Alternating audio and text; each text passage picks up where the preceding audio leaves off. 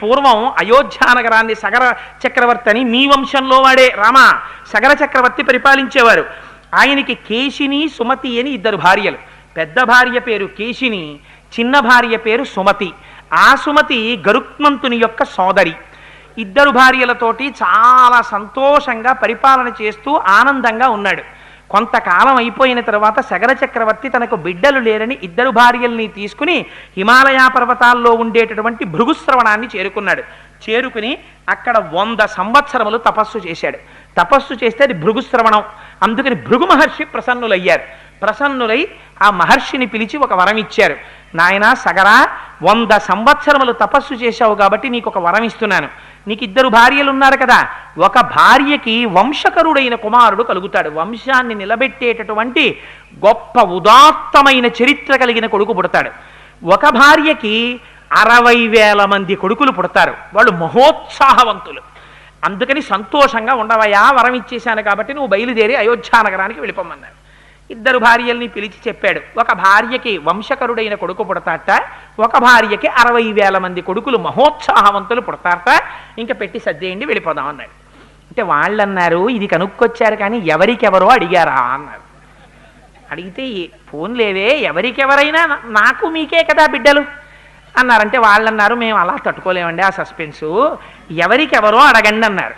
అంటే ఎవరికెవరో అడగడం ఎందుకు, మీరే వెళ్ళి మీకేం కావాలో అడగండి మహర్షిని, ఆయన వరప్రదాత, అడగండి అన్నారంటే వాళ్ళు భృగు మహర్షి దగ్గరికి వచ్చారు.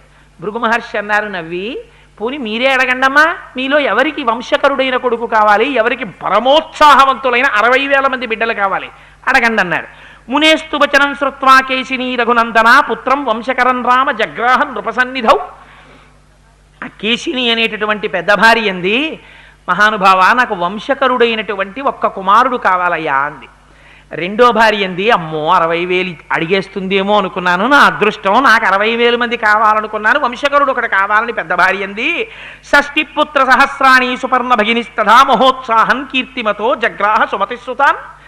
మహానుభావ నాకు 60,000 మంది మహోత్సాహవంతులైనటువంటి పిల్లలు కావాలని రెండో భార్య అడిగింది. తథాస్తు అన్నారు మహర్షి. బయలుదేరి వెళ్ళిపోయారు అయోధ్యానగరానికి. కొంతకాలం అయింది. పెద్ద భార్యకి కుమారుడు జన్మించాడు. ఆయనకి అసమంజసుడు అని పేరు పెట్టారు. రెండవ భార్యకి ఒక సొరకాయ ఒకటి పుట్టింది.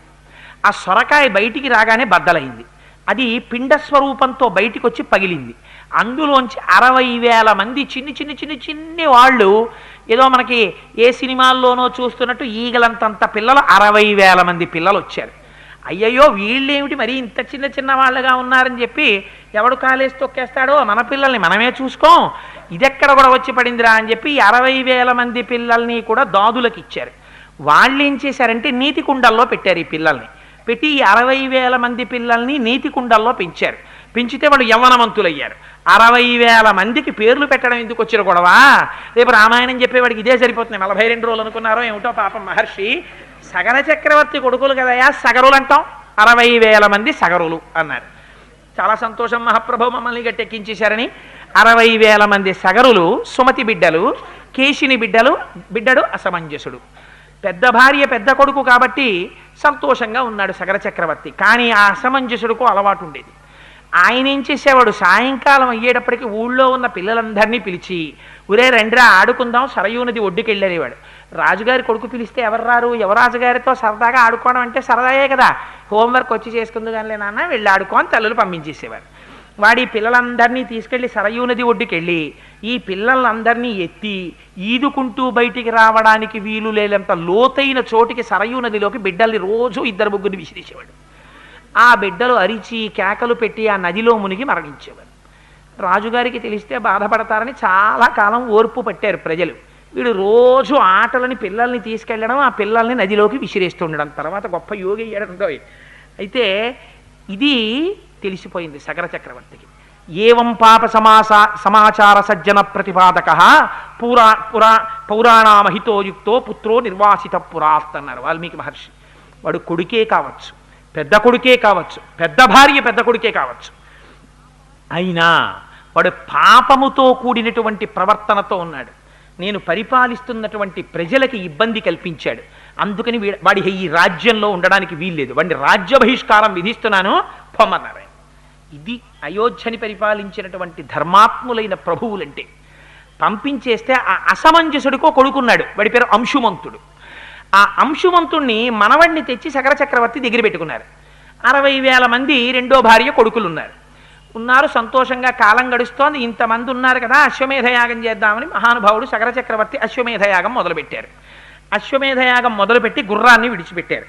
విడిచిపెడితే ఆ అశ్వమేధయాగంలో విడిచిపెట్టబడినటువంటి గుర్రం పెడుతుంటే ఇంద్రుడు చూశాడు. చూసి ఈ గుర్రాన్ని అపహరించాలనుకున్నాడు. అపహరించాలనుకుని రాక్షసీం తనుమాస్తాయా యజ్ఞీయాశ్వం అపాహరత్, రాక్షసుడి యొక్క శరీరాన్ని పొందాడు. ఎందుకని?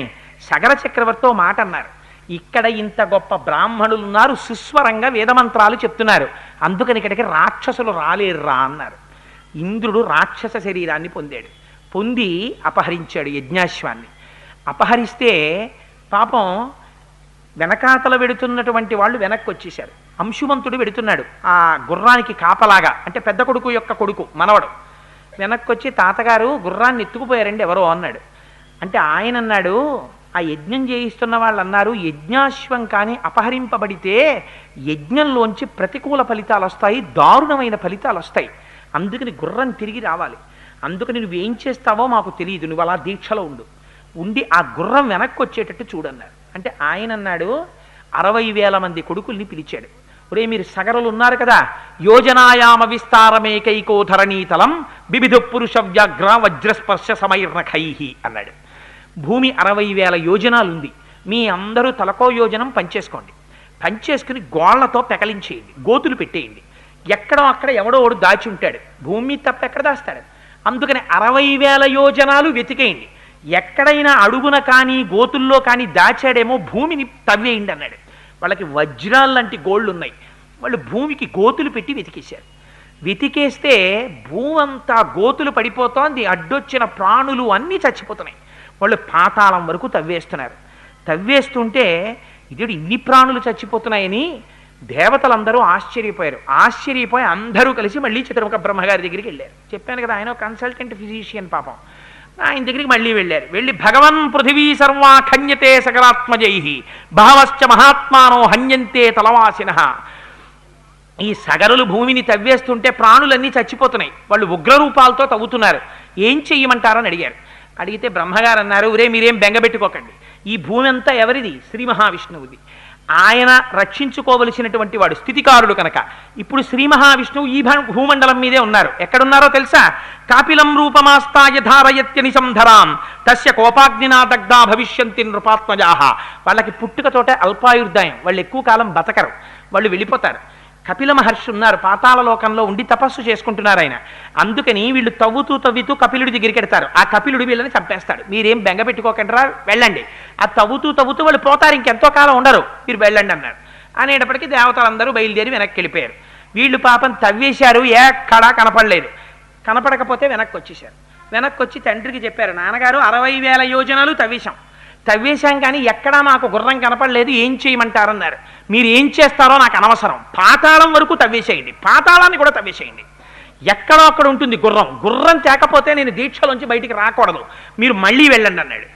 అనేటప్పటికీ పాపం ఈ 60,000 మంది మళ్ళీ వెళ్ళారు. వెళ్ళి పాతాళం వరకు తవ్వేశారట. తవ్వేస్తే ఆశ్చర్యకరమైనటువంటి విషయం ఏమిటంటే, వాళ్ళకి అలా తవ్వుతూ వెడుతుంటే తూర్పు దిక్కున తవ్వుకుంటూ వెళ్ళిపోయారు. వెళ్ళిపోతే దిశాగజం విరూపాక్షం ధారయంతం మహీతలం, అక్కడ ఒక పెద్ద ఏనుగు కనపడింది, దాని పేరు దిశాగజం. అది భూమిని తూర్పు దిక్కున తన యొక్క కుంభస్థలం మీద పెట్టి మోస్తోంది. భూమి మీద పాపం ఎక్కువైపోతే ఆ ఏనుగు మొయ్యడానికి అసహ్యం వేసి, భూభారం ఎందుకు పెరుగుతుందంటే పాపం వల్ల పెరిగిపోతే ఆ ఏనుగు బరువు ఎక్కువై ఓసారి ఇలా కదుపుతుంది కుంభస్థలాన్ని, అప్పుడు భూకంపాలు వస్తాయింది రామాయణం. అందుకని దిశాగజం మోస్తోంది ఆ కుంభస్థలం మీద. దాన్ని చూసి వాళ్ళు ప్రదక్షిణం చేశారు. ప్రదక్షిణం చేసి అక్కడి నుంచి తూర్పు దిక్కు నుంచి ఉత్తర దిక్కుకు వెళ్ళారు. ఉత్తర దిక్కుకు వెళ్ళి అక్కడ తవ్వడం మొదలెట్టారు. మహాపద్మం మహాత్మానం సుమహత్ పర్వతోపమా, పర్వతం అంత పెద్ద ఏనుగుంది, దాని పేరు మహాపద్మం. అది దక్షిణ దిక్కున భూమిని మోస్తోంది కుంభస్థలం మీద. దానికి ఇది అలవాటు, పాపం పెరిగితే అది కదుపుతుంది, అప్పుడు దక్షిణాన భూకంపాలు వస్తాయి, సునామీలు వస్తాయి. అందుకని అది అక్కడ మోస్తోంది. అక్కడి నుంచి పడమర దిక్కుకు వచ్చారు. వచ్చేటప్పటికి దిశాగజం సౌమనసం దదృశిస్తే మహాబలాహ. అక్కడ సౌమనసము అనబడేటటువంటి ఏనుగు మోస్తోంది. దాన్ని చూశారు, దానికి ప్రదక్షిణం చేశారు, అక్కడా కనపడలేదు. ఉత్తర దిక్కుకొచ్చారు. ఉత్తర దిక్కుకొస్తే భద్రం భద్రేణ వపుషా ధారయంతం మహీమిమాం. అక్కడ భద్రము అనబడేటటువంటి ఏనుగు కనపడింది, అది మోస్తోంది ఉత్తర దిక్కుని. అక్కడ దానికి ప్రదక్షిణం చేశారు, మళ్ళీ చూశారు. 4 దిక్కులా వెతికేశాం, పాతాళాన్ని కూడా తవ్వేశాం, మనకి కనపడలేదు ఏనుగు. ఏం చేద్దామన్నారు. ఒరే 4 దిక్కులు తవ్వాం కానీ ఈశాన్యం, ఆగ్నేయం, వాయవ్యం, నైరుతి, వాయవ్యం మిగిలిపోయాయి కదా, అవి కూడా తవ్వేద్దామన్నారు. సరే పదండి అన్నారు. ఈశాన్య దిక్కుని తవ్వేయడం మొదలుపెట్టారు. వెళ్ళేటప్పటికి వాళ్ళకు ఆశ్రమం కనపడింది. అక్కడ భగవన్ పృథివీ సర్వా ఖన్యతే సకరాత్మజై భావశ్చ మహాత్మానో హన్యంతే తలవాసిన కాపిలం రూపమాస్తాయ ధారయత్యనిశం ధరాం తస్య కోపాగ్నినా దగ్ధ భవిష్యంతి నృపాత్మజాహ అని బ్రహ్మగారు ఏ మాట చెప్పారో, ఏ కపిలుని యొక్క స్వరూపం చూసిన తరువాత వీళ్ళు కాలిపోతారని చెప్పారో, అటువంటి మహానుభావుడు ఆ కపిల మహర్షి అక్కడ కూర్చునున్నారు. తేతు సర్వే మహాత్మానో భీమవేగా మహాబలాహ దదృశు కపిలం తత్ర వాసుదేవం సనాతనం హయం చ తస్య దేవస్య చంతమవిదూరతః ప్రహర్షముతులం ప్రాప్తాః సర్వేతే రఘునందన. అక్కడికి వెళ్ళేటప్పటికి సనాతనుడైనటువంటి విష్ణు భగవానుడు కపిల మహర్షి యొక్క రూపంలో కూర్చుని ఈశాన్య దిక్కున తపస్సు చేస్తున్నారు. అక్కడే ఏగాశ్వాన్ని కట్టి వెళ్ళిపోయాడు ఇంద్రుడు. ఇంద్రుడంటే మీరు గుర్తుపెట్టుకోండి, ఇంద్రియముల యొక్క చలన స్వభావమే ఇంద్రుడు. ఇంద్రుడు అంటారు అంతేగాని ఇంద్రుడు గుర్రాలు ఎత్తుకుపోతాడని కాదు దాని అర్థం, ఆంతరమైన అర్థం వేరు. అందుకని అక్కడుంది ఆ గుర్రం. ఉండేటప్పటికి వీళ్ళు చూశారు సగరులు. అదిగో రామన యాగాశ్వం అన్నాడు ఒకడు. ఉరే ఇక్కడ కట్టేసి ఉందంటే ఈయనే ఎత్తుకొచ్చాడు రా అన్నాడు. ఆవేశం ఎంత పని చేస్తుందో చూడండి. గబగబా చెట్లు పీకారు, గొడ్డళ్ళు పట్టుకున్నారు, కత్తులు పట్టుకున్నారు, గుణపాలు పట్టుకున్నారు, తట్టలు పట్టుకున్నారు, కొట్టండి రావిండి అన్నారు అని పరిగెత్తారు. తపస్సు చేస్తున్నటువంటి కపిల మహర్షి ఒక్కసారి కళ్ళు తెరిచి చూశారు. శ్రుత్వాతు వచనం తేషాం కపిలో రఘునందన రోషయన మహితావిష్టో హుంకారమకరోత్తదా భస్మరాశి కృతా సర్వే కాకుచ్చ సకరాత్మజాహ. ఎప్పుడైతే 60,000 మంది తన మీదకొచ్చేస్తున్నారో పాపచింతనతో దుర్మేధులై తాను చెయ్యని పాపము తన కంటగట్టి వస్తున్నారని గ్రహించారు కపిల మహర్షి. ఒక్క హుంకారం చేశారు, హాయ్ అని ఒక్క అరుపరిచారంతే. అరిచి చూసేటప్పటికీ 60,000 మంది బూడిద కుప్పలై పడిపోయారు. పాపం అక్కడ సగర చక్రవర్తి అలా కూర్చున్నాడు దీక్ష పట్టి. ఎన్నేళ్ళైనా వీళ్ళు రారు వెనక్కి. ఏమిట్రా వీళ్ళు ఎంతకీ రావట్లేదని అంశుమంతుడిని పిలిచాడు మనవణ్ణి. ఊరే నువ్వు వెళ్ళి చూసి రారా అన్నాడు. అంశుమంతుడు వెళ్ళాడు. మళ్ళీ ఆయనకి కనబడ్డాయి ఏనుగులన్నీ. ప్రదక్షిణం చేశాడు, నమస్కారం చేశాడు. మా గుర్రం ఎక్కడుంది, మా బాబాయిలు ఎక్కడున్నారన్నాడు. నీకు కనపడతాయిలే వెళ్ళన్నారు. ఈశాన్య దిక్కుకొచ్చిన తర్వాత ఈ భస్మరాశులన్నీ కనపడ్డాయి. ఏడ్చాడు. అయ్యో నా పినతండ్రులందరూ మూకుమ్మడిగా ఏకకాలమునందు మరణించారు అని కపిల మహర్షికి నమస్కారం చేసి, ఉత్తర క్రియలు జరగలేదు, వీళ్ళు బాధపడుతూ ఉంటారని గబగబా వెళ్ళి నీళ్లు తీసుకొచ్చి ఆ జలప్రదానం చేద్దామని చెప్పి ఆ నీళ్లు పట్టుకొద్దామని వెడుతున్నాడు. వెడుతుంటే ఆ చనిపోయినటువంటి సగరుల యొక్క మేనమామ గారు గరుత్మంతుడు. ఎందుకని సుమతి గరుత్మంతుని యొక్క చెల్లెలు కదా. ఆ మేనమామ గారు కనపడి ఆ సగరుల మేనమామ ఒక మాట చెప్పాడు అంశుమంతుడితో. కపిలేన ప్రమేయేన దగ్ధా హీమే మహాబలాహ సలిలం నార్హసి ప్రాజ్ఞ దాతుమేషాం హి లౌకికం. ఇది ఎంత ధర్మం చెప్పిందో చూడండి రామాయణం. కొన్ని రకాలుగా మరణించినటువంటి వాళ్ళకి ఉత్తర క్రియల వల్ల కూడా శాంతి ఉండదు. మనం ఉత్తర క్రియలు చేస్తే దేంతో చేస్తాం? అక్కడ ఉన్నటువంటి నీళ్లు తీసి ఉత్తర క్రియలు చేస్తాం. తద్దినం పెట్టినా ఆఖరణ నీళ్లే కదా విడిచిపెడతాం, వాళ్ళకి తృప్తి కలగాలని, అక్షయ తృప్తి ద్వారా అని. గరుత్మంతుడు అన్నాడు, బ్రాహ్మణుడి యొక్క తపశ్శక్తి చేత చచ్చిపోయారు వాళ్ళు.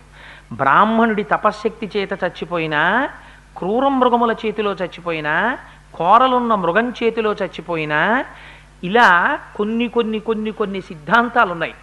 వాటి ప్రకారంగా అలా కానీ చచ్చిపోతే, అలా చనిపోయినటువంటి వాళ్ళకి ఇక్కడ దొరికేటటువంటి లౌకికమైన జలాలతో ఉత్తర క్రియలు చేస్తే అవి ఆకాశానికి వెళ్ళకముందే ఆవిరైపోతాయి. వాళ్ళకి దాహం తీరక రౌద్రస్వరూపాలతో తిరుగుతారు, ఊర్ధ్వలోకాలకి వెళ్ళరు.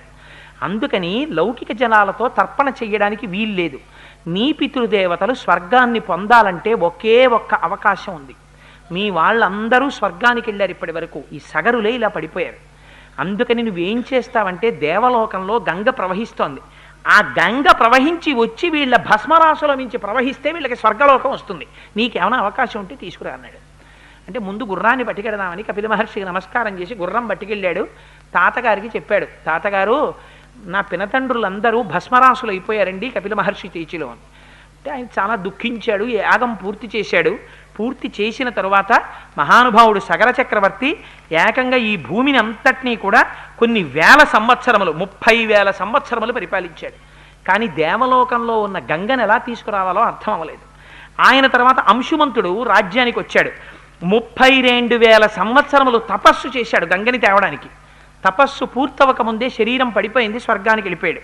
దిలీపుడు వచ్చాడు, 30,000 సంవత్సరములు రాజ్యం చేశాడు. మంత్రులను అడిగాడు, బ్రాహ్మణులను అడిగాడు ఎలా గంగని తేవడం అని. మార్గం దొరకలేదు, దిలీపుడు వెళ్ళిపోయాడు. దిలీపుడి తర్వాత భగీరథుడు వచ్చాడు. ఆ భగీరథుడు ఎలాగైనా సరే తన తరంలో పడిపోయినటువంటి పితృదేవతలను ఉద్ధరించాలనుకున్నాడు. అనుకుని మంత్రులకి రాజ్యం అప్పచెప్పి గోకర్ణ క్షేత్రానికి వెళ్ళిపోయాడు. వెళ్ళిపోయి అక్కడికి వెళ్ళి మహోగ్రమైనటువంటి తపస్సు మొదలుపెట్టాడు. ఎలాగట, ఊర్ధ్వబాహు పంచతప మాసోహారో జితేంద్రియ అని అక్కడ గొప్ప తపస్సు చేశాడు. తస్య వర్ష సహస్రాణి 1000 సంవత్సరములు తపస్సు చేశాడు పంచాగ్నిహోత్రాల్లో. గ్రీష్మ ఋతువులో చుట్టూ 4 అగ్నిహోత్రాలు పెట్టుకుని పైన సూర్యుడి వంక చూస్తూ తపస్సు చేస్తే పంచాగ్నిహోత్ర తపస్సు అంటారు. నెలకి ఒక్కసారే ఆహారం తీసుకోవడం. అలా 1000 ఏళ్ళు తపస్సు చేశాడు. చేస్తే బ్రహ్మగారు ప్రత్యక్షమయ్యారు. ప్రత్యక్షమై దేవతలందరితో వచ్చారు. వస్తే ఆయన అన్నాడు, దేవదేవే గతే తస్మిన్ సోంగుష్ట, మహానుభావ చతుర్ముఖ బ్రహ్మ నువ్వు వచ్చావు, కానీ మాకు ఒక వరం ఇవ్వాలి. ఇప్పటి వరకు నాకు కుమారులు లేరు, అందుచేత ఇక్ష్వాకు వంశం ఆచంద్రతారార్కం నిలబడాలి. అందుకని ఇక్ష్వాకు వంశం అంతరించిపోకుండా నాకు బిడ్డలు కలిగేటటువంటి అదృష్టాన్ని. 2, మా వంశంలో పుట్టినటువంటి సగరులు 60,000 మంది భస్మరాసులై పడిపోయి ఉన్నారు, వాళ్ళ మించి దేవగంగ ప్రవహించాలి. అందుకని గంగని ఆకాశం మించి కిందకి పాతాళలోకానికి విడిచిపెట్టమన్నారు. అంటే బ్రహ్మగారు అన్నారు, నీ మొదటి వరం నా జ్యూరిస్డిక్షన్లో ఉంది, నేను ఇచ్చేస్తాను. మీ వంశం ఆచంద్రతారార్కం నిలబడుతుంది, నీకు కుమారులు జన్మిస్తారు. కానీ గంగ ఆకాశం మించి కింద కొదలడం అన్నది కుదరదు. ఎందుకో తెలుసా? గంగాయా పతనం రాజన్ పృథివీన సహిష్యతి. అలా ఒకవేళ గంగ కానీ పైనుంచి కింద పడిందా దాన్ని ఎవ్వరూ పట్టుకోలేరు. అందుకని దాన్ని పట్టగలిగినటువంటి వాడు ఒక్కడున్నాడు ప్రపంచంలో. ఎవడైనా పట్టగలిగిన వాడు గంగాయా పతనం రాజన్ పృథివీన సహిష్యతి. కేవలం శూలి, త్రిశూలం పట్టుకున్నవాడున్నాడే శంకరుడు, ఆయన ఒక్కడే పట్టగలడు. అందుకని నీకేమైనా ఓపిక ఉంటే మళ్ళీ వెళ్ళి శివుడి గురించి తపస్సు చెయ్యి, ఆయన ఒప్పుకుంటే ఆయన్ని పట్టమని అన్నాడు. అప్పుడు వదులుతా అన్నాడు. అంటే పాపం మళ్ళీ అక్కడి నుంచి బయలుదేరి శంకరుడి గురించి తపస్సు చేయడానికని వెళ్ళి, దేవదేవే గతే తస్మిన్ సోంగుష్టాగ్రపీడితాం కృత్వాం వసుమతీం రామా సంవత్సరముపాసత. బొటనవేలి చివరి మీద నిలబడి 100 సంవత్సరాలు తపస్సు చేశాడు. శంకరుడు ప్రత్యక్షమయ్యాడు. ప్రీతస్త్రేహం నరశ్రేష్ఠ కరిష్యామి తమాప్రియం శిరసాధారయిష్యామి శైలరాజసుతామ్యహం. నీ తపస్సుకి సంతోషించానయ్యా, గంగని పడతాను, ఎక్కడికొచ్చి పట్టుకోమంటావు అన్నాడు. అయ్యా మహానుభావా, నువ్వు పట్టడమే అదృష్టం, నువ్వు వచ్చి నిలబడు, గంగను వదులుతారన్నారు. హిమాలయ పర్వతాల దగ్గరికి వచ్చి అక్కడికొచ్చి 2 చేతులు ఇలా నడుం మీద వేసుకుని 2 కాళ్ళు ఎడంగా చాపి కపర్ది అంటారు, పెద్ద జటాజూటాన్ని విప్పి శంకరుడు నిలబడి ఆకాశం వంక చూస్తున్నాడు. గంగ పడాలి. గంగ అనుకుందిట, ఏమిటో పిచ్చాడు, ఓ జటాజూటం ఒకటి పెట్టుకుని ఓ జింక చర్మం ఒకటి కట్టుకుని 2 కాళ్ళు జాపి ఇలా నించున్నాడు. చెప్తా ఈయన పని. ఇలా వచ్చి నించున్నాడు కదా, ఏం చేస్తాను? అచింతయచ్చ సాదేవి గంగా పరమదుర్ధర విషామ్యహం హి పాతాళం శ్రోతసాగహ్య శంకరం. పైనుంచి కింద పడ్డం కాదు ఈయన తల మీద, ఈయన్ని కూడా పాతాళానికి ఈడ్చుకుపోతానంది. అంటే శంకరుడికి తెలియదు, ఆయన త్రినేత్రుడు, ఆయనకి అన్నీ తెలుసు ఎవడు ఏ అహంకారంతో ఉన్నాడో. ఆయన అనుకున్నట్ట, ఓహో గంగా ఎంత అహంకరిస్తున్నావే, చూడు నీ పని చెప్తాననుకున్నాడు. అని పెద్ద జటాజూటాన్ని పెంచాడు. సాకదం జన్మహీం గంతుం నశక్నోద్యస్తమాత్తిత నైవ నిర్గమనం లేభే జటామండల మోహిత. అలా పడుతూనే ఉంది గంగ ఆకాశంలోంచి. సంవత్సరం అయింది, చుక్క కింద పడదు. ఆ జటాజూటంలో తిరుగుతోంది. జటాతవీ గలజ్జల ప్రవాహ పావిత స్థలే గళే వలంబ్యలంబితాం భుజంగతుంగ మాలికాం ఢమఢమఢమఢమద్నాదమడ్డవర్వయం చకార చండ తాండవం తనోతు న శివ శివం జటాకటాహ సంభ్రమ భ్రమ నిలింప నిర్జరీ విలోల వీచి వల్లరి విరాజమాన మూర్ధని ధగ పట్టపావకే కిశోర చంద్రశేఖరే రతి ప్రతిక్షణం మమ ప్రపుల్ల నీల పంకజ ప్రపంచకాలి మచ్చటా విడంబికంఠ కంధరా రుచి ప్రబద్ధ కంధరా స్మరచ్చిదం పురచ్చిదం భవచ్చిదం మఖచ్చితం గజచ్చితం తకచ్చితం తవంతకచ్చితం భజే అగర్వ సర్వమంగళా కళాకదంబ మంజరీ రసప్రవాహ మాధురీ విజృంభణా మధువ్రతం స్మరాంతకం పురాంతకం భవాంతకం మఖాంతకం గజాంధకాంతకాంతకం తమంతకాంతకం భజే అని రావణాసురుడు స్తోత్రం చేస్తాడు. ఆయన తాండవం చేస్తుంటే బిందెలో నీళ్లు తిరిగినట్టు తిరుగుతుంటుంది ఆ గంగ. సంవత్సరం పాటు ఉండిపోయింది ఆ జటాజూటంలో. ఉండిపోతే అయ్యా ఆవిడ అహంకారము బాగుంది, మీరు కట్టేయడము బాగుంది, మధ్యలో నేనుండిపోయాను, ఎప్పుడు పడతాయా చుక్కల కిందని అని పాపం మళ్ళీ తపస్సు మొదలెట్టాడు భగీరథుడు. మొదలు పెడితే శంకరుడు కరుణించాడు. ఇంతకాలం అహంకరించింది కదా, అందుకుని కట్టేశాను, బెంగపెట్టుకోకు, వదిలేస్తున్నానన్నాడు అని జటాజూటంలోంచి కిందకు వదిలాడు. పరమ పవిత్రమైనటువంటి శంకరుడి యొక్క కపర్ది ఆయన యొక్క శిరస్సుని తగిలి కింద పడింది. అలా పడేటప్పుడు ఆ బిందు సరోవరంలోకి వదిలేశాట. వదిలేస్తే హ్లాదిని, పావని, నళిని అని 3 పాయలు కింద తూర్పుకి వెళ్ళిపోయింది. సుచక్షువు, సీత, సింధువు అని 3 పాయలు పడమటకి వెళ్ళిపోయాయి. 7వ పాయ భగీరథుడిని అనుసరించి వెళ్ళిపోతోంది. ముందు రథం మీద భగీరథుడు వెళ్ళిపోతున్నాడు, ఆ వెనకాతల గంగ వెళ్ళిపోతోంది. యతో భగీరథో రాజా తతో గంగా యశస్విని జగామ సరితా శ్రేష్ఠ సర్వపాప ప్రణాశిని. అదో ఆశ్చర్యకరమైన ఘట్టం. మీరు ఒకసారి మానసికంగా విజువలైజ్ చేయండి. హిమాలయ పర్వతాల మీద ఇలా శంకరుడు, ఆకాశంలోంచి గంగ, ఇక్కడి నుంచి కింద పడ్డం, 3 పాయలటు 3 పాయలు ఇటు, రథం మీద భగీరథుడు, ఆ వెనకాతల పరిగెడుతూ గంగ. ఆ వెళ్ళిపోవడం కూడా ఎలా వెళ్ళిపోయిందట. గగనాశంకర శిరస్తతో ధరణిమాశ్రిత విసప్పిత జలం తత్ర తీవ్ర శబ్ద పురస్కృతం. ఆకాశం నుంచి శంకరుడి తల మీద పడి అక్కడి నుంచి కింద పడుతుంటే పెద్ద చప్పుట. జలపాతం పడితేనే అంత చప్పుడు వస్తుంది, ఇంకా అంత దేవగంగ పడిపోతుంటే ఎంత చప్పుడు వస్తుంది. బ్రహ్మాండమైన చప్పుడుతో ఆ గంగ కింద పడిపోతోందట. మత్స్య కచ్చప సంఘైశ్చ శింశుమార గణైస్తథా పతద్భి పతితైశ్చాశ్చ వ్యయరోచత వసుంధర తతో దేవర్షి గంధర్వా యక్ష సిద్ధ గణస్తథా వ్యలోకయంతతే తత్ర గగనాబ్దాం గతాం తథా విమనైర్ నగరాకారై హయైర్ గజవరైస్తథా పారిప్లవ గతైశ్చాపి దేవతాస్తత్ర విష్ఠితాః క్వచిద్ ధృతతరం కుటిలం క్వచిదాయతం వినతం క్వచిదుద్ధూతం క్వచిద్యాతి శనైః శనైః. ఆ పైనుంచి పడిపోతుంటే దాంతోపాటు మొసళ్ళు పడిపోతున్నాయిట, తాబేళ్లు పడిపోతున్నాయిట, చేపలు పడిపోతున్నాయిట. అవన్నీ పడిపోయి శంకరుడి తలకి తగిలి భూమి మీద పడిపోతున్నాయిట. పడిపోయి ఒక్కసారి స్పృహ కోల్పోయినట్టు అయిపోయి 7 పాయల్లో ఏదో ఓ పాయలో దూరిపోయి వెళ్ళిపోతున్నాయిట. మళ్ళీని ఏమిట్రా ఈ గంగావతరణం అని చెప్పి దేవతలందరూ వాళ్ళ వాళ్ళ వాహనాల మీద వచ్చి ఆకాశం అంతా నిలబడిపోయారట. నిలబడిపోవడంలో వాళ్ళు పెట్టుకున్నటువంటి ఆభరణముల కాంతి చేత ఒకేసారి ఆకాశం అంతా 1,000,000 సూర్యులు ఉదయించినటువంటి కాంతి వచ్చేసిందిట. ఉరే దేవగంగ భూలోకం మీద పడిందిరా అని పాపం చేసిన వాళ్ళందరూ వచ్చి అందులో మొలకేసారట. వాళ్ళ పాపాలన్నీ పోయి మళ్ళీ వాళ్ళందరూ స్వర్గానికి వెళ్ళిపోతున్నారట. నిలబడ్డ వాళ్ళు కొందరు, పైకి పోతున్న వాళ్ళు కొందరు, కిందకొచ్చి చూస్తున్న వాళ్ళు కొందరు. ఏమో అంత దూరం వెళ్ళి అక్కడ స్నానం చేయడం ఎందుకు, ఇక్కడికెళ్ళి ఇలా చల్లుకున్నా చాలు అని చెప్పి భవాంగ పతతంతోయం పవిత్ర వితిపస్పృశో. కొందరు శంకరుడి కాళ్ళ దగ్గరికి వెళ్ళి నించున్నారట. ఏమి శంకరుడి స్వరూపం రా, మహానుభావుడు చూడండి రా, పాదాల దగ్గర నుంచి మెరిసిపోతున్నాడు రా తెల్లగా. ఆ గంగ ఆయన శరీరం నుంచి పడిపోతుంది రా. భవాంగ పతితంతోయం, శంకరుడి యొక్క శరీరానికి తగిలి కింద పడుతోంది ఈ గంగ అని ఆయన పాదాల దగ్గర పెట్టేట. బుర్ర పెడితే పగిలిపోతుంది, ఎందుకని అంత ధార. అందుకని ఇలా నీళ్లు తీసి తల మీద జల్లేసుకుంటున్నారు కొంతమంది. భవాంగ పతితంతోయం పవిత్ర వితిపస్పృశు. అలా చల్లుకోగానే పాపాలు పోయి ఊర్ధ్వలోకాలకు వెళ్ళిపోతున్నారట. మరికొంతమంది చాలా పాపం ఉన్నవాళ్ళు, ఎక్కడెక్కడో ఉన్నవాళ్ళు పరుగు పరుగున వచ్చేసి ఆ పాయల్లోకి వెళ్ళి స్నానం చేయగానే పాపాలు పోయి ఊర్ధ్వలోకాలకు వెళ్ళిపోతున్నారట. ఒక పక్క నుంచి ఈ నదిలో వెళ్ళిపోతున్నటువంటి రకరకాలైనటువంటి జంతువుల యొక్క సమూహాలు, దేవతలు అందరూ వచ్చి నిలబడి చూస్తుంటే ఈ గంగ యొక్క శబ్దం, ముందు భగీరథుడు, వెనక పెద్ద పాయ, భగీరథుడి సంతోషం, పరుగున గంగ భూలోకం నుంచి పాతాళలోకం వైపుకి వెళ్ళిపోతున్నారు. వెళ్ళిపోతుంటే అక్కడ జహ్ను మహర్షి తపస్సు చేస్తున్నటువంటి ఆశ్రమం ఉంది, దాని పక్క నుంచి భగీరథుడు వెళ్ళిపోయాడు. గంగ కూడా అలా సన్నగా వెళ్ళిపోతుంది. ఏమిటి, ఒక చోట విస్తృతంగా పరిగెడుతోంది, ఓ చోట సన్నగా పరిగెడుతోంది, ఓ చోట నురుగులతో పరిగెడుతోంది, ఓ చోట పైనుంచి కిందకి పడి పైకి లేస్తోంది. ఇలా కృష్ణానది శ్రీశైలంలో హైడ్రో పవర్ ప్రాజెక్టులో ఇలా పడి ఇలా పైకి లేస్తుంటుంది, అలా పైకి లేస్తోంది. ఓ చోట ఇటువైపు నుంచి వచ్చి ఇటువైపు వచ్చిన పాయలు గుద్దుకుంటున్నాయి. అంత చిత్ర విచిత్రంగా గతులతో వెళ్ళిపోతోందిట. రంగతుంగ తరంగ సంఘములతో రంజిల్లు ఘోషంబుతో బంగారంబగు పొంగుతో నురగతో పువ్వాట తుంపర్లతో భంగుల్సల్పుచు జంఘలించుట నభోభాగము నుండి జారన్ గంగమ్మను దల్చితే శిరమునన్ రంజిల్లుతున్ శంకర అంటారు.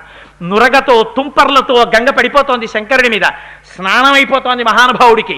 పరవశించిపోతున్నారు అందరూ. ఈ జహ్ను మహర్షి తపస్సు చేస్తున్నటువంటి యజ్ఞవాటికిని ముంచెత్తి పట్టుకెళ్ళిపోయింది. తపస్సు చేసుకుని యజ్ఞం చేస్తున్నటువంటి జహ్ను మహర్షి ఆశ్చర్యపోయాడు. ఎవడు రా నా యజ్ఞవాటికిని ముంచెత్తినవాడని చూశాడు. గంగ వచ్చేస్తోంది.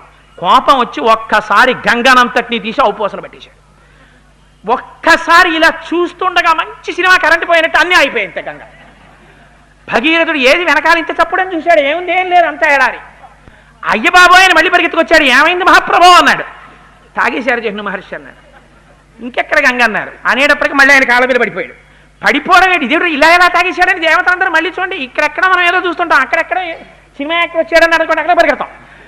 ఉరే అక్కడ జహ్ను తాగేశాట గంగ అన్నారు. మళ్ళీ వీళ్ళందరూ పరిగెత్తుకుంటే అక్కడికి వెళ్ళిపోయారు. ఉరే ఏం తాగేశాడు రా మహానుభావుడు, ఇంత గంగ అక్కడ తాగేశాడు రా, ఆయన కాళ్ళ మీద పడిపోయారు. పడిపోయి అక్కడ పూజలు మొదలెట్టారు. జహ్నువా నువ్వు రా నాయనా గొప్పవాడి అని.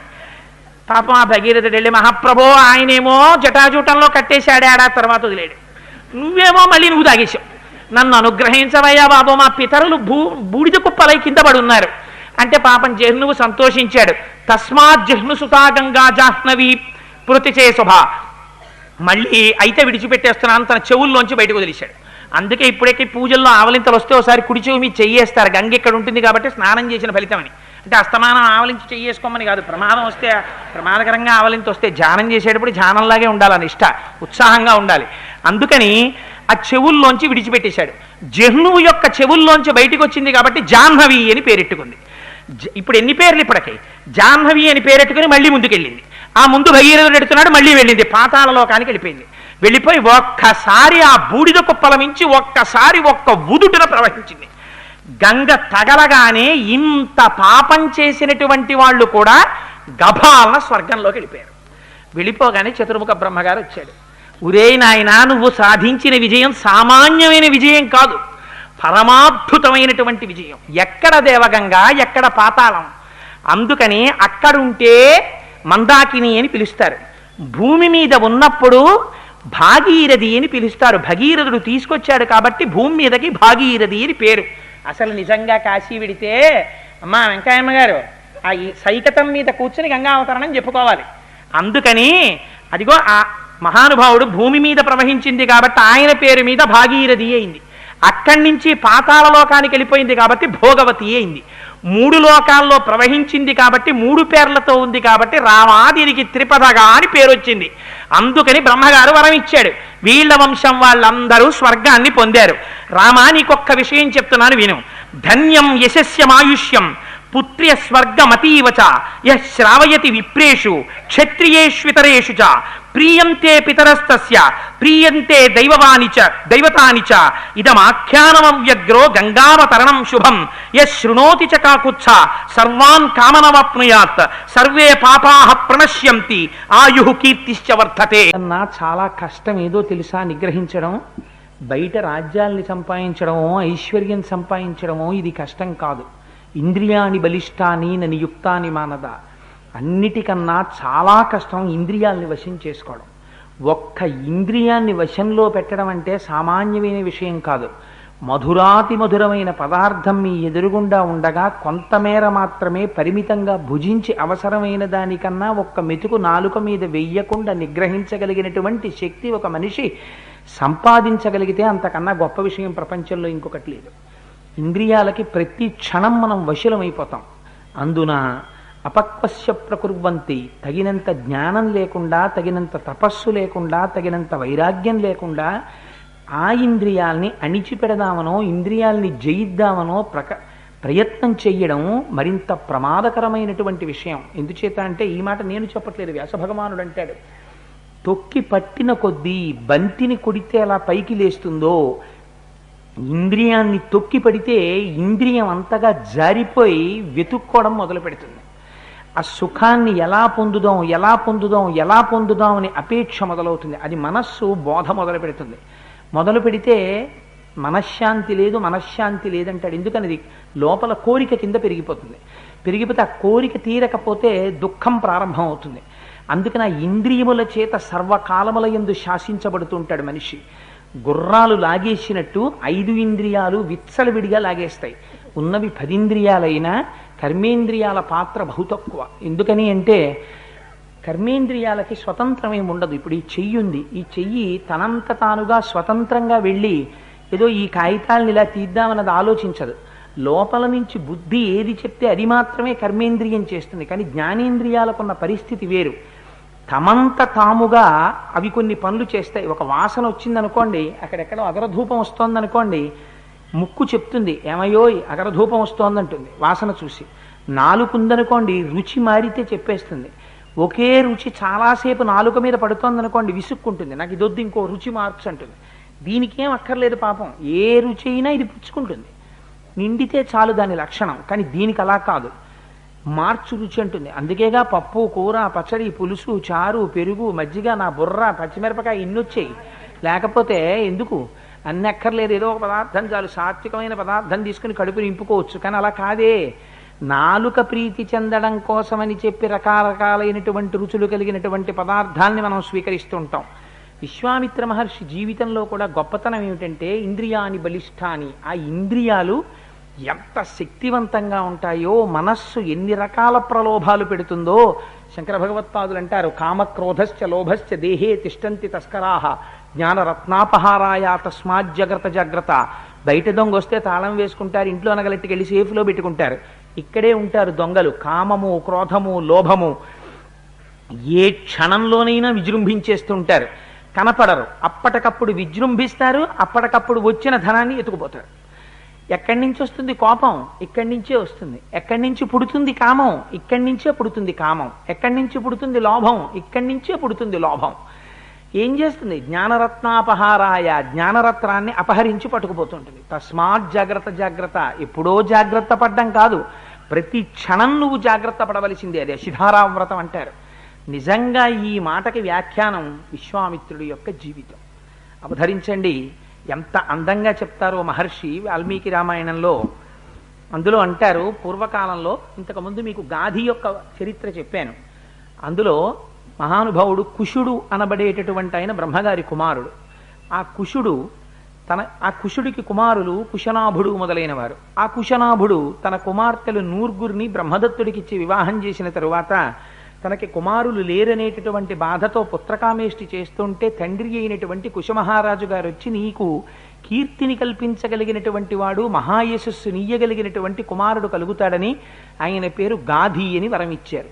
ఆ గాధి కుశనాభునికి కుమారుడిగా జన్మించాడు. ఆ గాధి కుమారుడు విశ్వామిత్రుడు. కుశిక వంశంలో జన్మించాడు కాబట్టి ఆయన్ని కౌశికుడు అని పిలుస్తూ ఉంటారు. ఆ గాధి కుమారుడైనటువంటి విశ్వామిత్రుడు చాలా కాలం రాజ్యం చేశాడు. ఆయన సుక్షత్రియుడు జన్మచేత. ఈ విషయాన్ని మీరు ఎర్రసిరాతో అండర్లైన్ చేసి జ్ఞాపకం పెట్టుకోవాలి. విశ్వామిత్రుడు జన్మచేత సుక్షత్రియుడు, అందుచేతనే చాలా కాలం రాజ్యపాలనం చేశాడు. చాలా కాలం రాజ్యపాలనం చేసి ఈ భూమండలాన్నంతటినీ శాసించాడు. అటువంటి సమయంలో ఒకనాడు ఒక అక్షౌహిణి సైన్యంతో కలిసి భూమి అంతా తిరుగుతూ వశిష్ఠ మహర్షి ఉండేటటువంటి ఆశ్రమంలోకి వెళ్ళారు. వశిష్ఠ మహర్షి ఆశ్రమం అంటే ఏం సామాన్యంగా ఉండదు. ఆయన బ్రహ్మర్షి, మహానుభావుడు. వశిష్ఠ మహర్షి ఉన్న దగ్గర నుంచి కొన్ని 100 మైళ్ళ దూరం ఆయన యొక్క తపశ్శక్తి ప్రభావితం తరంగాలు వస్తుంటాయి. ఇప్పటికీ అరుణాచలంలో శేషాద్రి స్వామి వారి ఆశ్రమంలో వారి యొక్క సమాధిలోంచి ఆ శక్తి తరంగాలు ప్రసారం అవుతున్నట్టే ఆ శక్తి తరంగాలు వస్తుంటాయి. అక్కడ ఉండేటటువంటి జీవులు పరస్పర శత్రుత్వాన్ని మరిచిపోయి ఉంటాయి. ఒక ప్రాణి వేరొక ప్రాణిని చెనకదు, పులి జింకని హింసించదు, ఎలుకని పాము హింసించదు, కుక్క పిల్లిని తరమదు. ఎందుచేత? బ్రహ్మర్షి యొక్క తపోశక్తి తరంగాలు అక్కడ ఉంటాయి. కొన్ని వేల మంది శిష్యులు వశిష్ఠ మహర్షికి, ఒక్కొక్కరు ఒక్కొక్క శాఖకి చెందినవారు. వాలకిల్యులు, వైఖానసులు మొదలైనటువంటి వారు ఎందరో అక్కడ ఉంటూ ఉండేవారు. ఎన్ని పర్ణశాలలో, ఎన్ని మృగాలు అలా తిరుగుతుండేవి, ఎన్ని చెట్లు, అన్ని చెట్లు ఫలపుష్ప భరితములై ఉండేవి. అందున అక్కడ శబళ అనబడేటటువంటి కామధేనువు, అది అమృతంతో సమానమైనటువంటి క్షీరాన్ని ఇస్తుండేది. ఆ పాలతో ప్రతిరోజు యజ్ఞయాగాది క్రతువులు జరుగుతుండేది, హవ్యం జరిగేది, కవ్యం జరిగేది. దాని చేతనే వశిష్ఠ మహర్షి యొక్క జీవనయాత్ర జరుగుతుండేది. అంత పరమ పవిత్రమైనటువంటి ఆశ్రమంలోకి విశ్వామిత్ర మహారాజు, అప్పటికి మహర్షి కారు, విశ్వామిత్ర మహారాజు గారు తన యొక్క సైన్యాన్నంతటినీ బయట విడిది చేయించి తాను సంతోషంగా ఆ వశిష్ఠ మహర్షి ఆశ్రమంలోకి వెళ్ళారు. వెళ్ళి వారికి నమస్కారం చేశారు. వశిష్ఠ మహర్షిని, అయా మీ ఆశ్రమంలో ఉండేటటువంటి చెట్లన్నీ ఫలవంతములయ్యున్నాయా? మీ యజ్ఞయాగాది క్రతువులన్నీ బాగా జరుగుతున్నాయా? ఎక్కడికి వెళ్ళినప్పుడు ఎలా మాట్లాడాలో నేర్చుకోవాలి. అంతేకాని గురువుల దగ్గరికి వెళ్ళి, అయ్యా మీ బ్యాంక్ అకౌంట్ బాగానే ఉందా, ఇంట్రెస్ట్ బాగానే వస్తోందా, లేకపోతే ఇంట్రెస్ట్ రేట్ ఎక్కువ ఉన్నటువంటిది ఏనా సజెస్ట్ చేయనా అని వారి దగ్గర మాట్లాడకూడదు. అందుకని ఎక్కడ ఎలా మాట్లాడాలో అలా మాట్లాడాలి. అయ్యా మీ ఆశ్రమంలో ఉండేటటువంటి ఋషుల యొక్క తపస్సులన్నీ ఏ విఘ్నం లేకుండా సక్రమంగా సజావుగా సాగిపోతున్నాయా? మీకు ఏ విధమైనటువంటి లోపం లేని రీతిలో ఉదకము మొదలైనటువంటివన్నీ లభిస్తున్నాయా? మీరు సంతోషంగా ఉన్నారా అని అడిగాడు.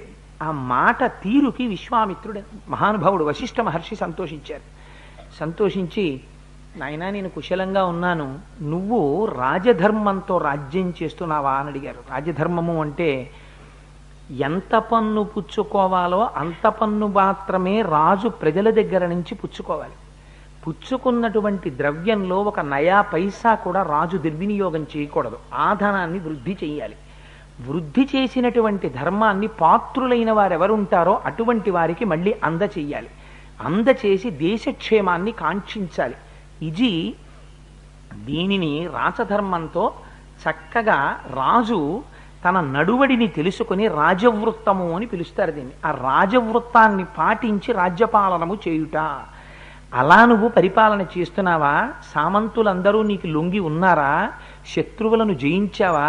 నీకు మంత్రులు సక్రమంగా సాచివ్యం చేస్తున్నారా అని మీరు రామాయణం చదివితే పాత్రలు ఒకదానితో ఒకటి మాట్లాడుకునేటప్పుడు మీరు ఆ కోణంలో రామాయణం చదవాలి. ఎప్పుడైనా చదివితే ఒక దశరథ మహారాజు గారు భిన్న భిన్న సందర్భాల్లో ఎలా మాట్లాడతారో మీరు చూడాలి.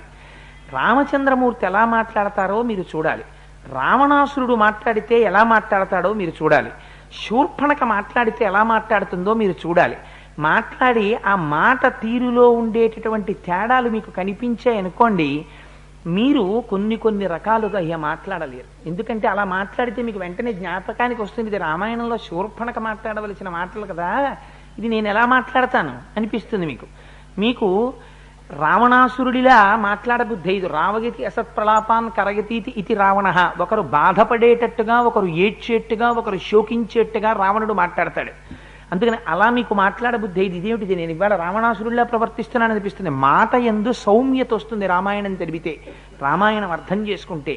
అసలు మనిషికి ఉండవలసినది అంతకన్నా గొప్ప లక్షణం ఇంకొకటి లేదు. నోరు విప్పి మాట్లాడినప్పుడు అవతల వారు ప్రసన్నులై ప్రీతి చెందేటట్టు మాట్లాడగలిగినటువంటి శక్తి కలిగి ఉంటే అంతకన్నా గొప్ప యజ్ఞం ఇంకొకటి లేదు. అందుచేత మహానుభావుడు ఈ విషయాలన్నింటినీ వశిష్ఠ మహర్షి విశ్వామిత్రుడి దగ్గర ప్రస్తావన చేశారు. చాలా సంతోషించారు. ఉభయలు కుశల ప్రశ్నలు వేసుకున్నారు. వేసుకున్న తర్వాత విశ్వామిత్ర మహారాజు గారు లేచి సెలవు పుచ్చుకుని నేను బయలుదేరుతానన్నారు. అంటే ఆయన అన్నారు, వశిష్ఠుడు ఒక గొప్ప ధర్మాన్ని చెప్పాడు. సత్క్రియాం తు భవానేతాం ప్రతీచ్ఛతు మయోద్యతాం రాజా త్వమతిథి శ్రేష్ఠ పూజనీయ ప్రయత్నత. అతిథి వస్తేనే గౌరవించి తీరాలి. అందుకని గృహస్థాశ్రమంలో ఉండేటటువంటి వారు కానీ, అందున ప్రత్యేకించి గృహస్థాశ్రమంలో ఉన్నవాడు ఇంటికి అతిథి వస్తే గౌరవించాలి. ఎందుకంటే అతిథి దేవో భవ అని. అందుకే పెళ్లిలో స్నాతకం చేసుకుంటుంటే గురువుగారు పక్కన కూర్చుని చెప్తూ ఉంటారు, అబ్బాయి మరిచిపోకు సుమా, ఇంటికి అతిథి వస్తే నువ్వు చాలా జాగ్రత్తగా ఉండు, వారితో మర్యాదగా ప్రవర్తించు అని నేర్పుతారు. ఎందుకని గృహస్థాశ్రమంలో పెడుతున్నాడు కాబట్టి. ఇది సన్యాసాశ్రమం, బ్రహ్మర్షి. అయినా సరే వశిష్ఠ మహర్షి అక్కడ ఉండేటటువంటి వారందరూ గురుకులంలో ఉన్నతే వశిష్ఠ మహర్షి కూడా పత్నితో కూడుకుని ఉన్నవారే. అందుకని ఆ వచ్చినటువంటి వారిని అతిథిని పూజించడం, అందున భోజన సమయానికి వచ్చినటువంటి వారిని ఆదరించడం అనేటటువంటిది సనాతనమైన ధర్మం కనుక వశిష్ఠ మహర్షి ఒక గొప్ప ధర్మాన్ని చెప్పారు. సత్క్రియాం తు భవానేతాం ప్రతీచ్ఛతు మయోజ్యతాం రాజాత్వమతిథి శ్రేష్ఠ. అతిథులలో నువ్వు శ్రేష్ఠుడవు. ఎందుకని ఈ భూమినంతటినీ నువ్వు పరిపాలించి రక్షిస్తున్నావు. అటువంటి రక్షకుడవై ధర్మాన్ని నిలబెడుతున్నావు. అటువంటి నువ్వు ఇవాళ ఈ సమయంలో ఆశ్రమానికి వచ్చావు. అందుకు నువ్వు ఆతిథ్యం తీసుకోకుండా వెళ్ళకూడదు. నా ఆతిథ్యాన్ని నువ్వు స్వీకరించవలసింది అన్నాడు. అంటే విశ్వామిత్ర మహారాజు గారు ఎంత అందంగా మాట్లాడాడో చూడండి. ఆయన అన్నాడు, ఫలమూలేన భగవన్ విద్యతే ఎత్తనాశ్రయే పాద్యేనాచమనీయేన భగవద్ దర్శనేనచ. ఇంకా మళ్ళీ మీరు ఆతిథ్యం ఎందుకు ఇవ్వాలి వశిష్ఠ మహర్షి? నాకు అర్ఘ్యం ఇచ్చారు, పాద్యం ఇచ్చారు, చేతులు కడుక్కోవడానికి నీళ్ళు ఇచ్చారు, త్రాగటానికి నీళ్ళు ఇచ్చారు, కాళ్ళు కడుక్కోవడానికి నీళ్ళు ఇచ్చారు, అన్నిటినీ మించి మీ దర్శనమైంది. మీరు తినేటటువంటి కందమూలాలు తేనె ఏమున్నాయో వాటిని నాకు ఇచ్చారు, వాటిని స్వీకరించాను. ఇంకింతకన్నా ఆతిథ్యమే ఉంటుంది. అందుకని నేను చాలా తృప్తి చెందాను. మీరు ఇంతకన్నా శ్రమ తీసుకోకండి, నాకు ఇంతకు మించి ఏదీ అక్కర్లేదు. మీరు చాలా జాగ్రత్తగా గమనించాలి, మనిషి మనసు ఎలా మారుతుందో గమనించండి. ఏమంటున్నారు విశ్వామిత్ర మహారాజు గారు?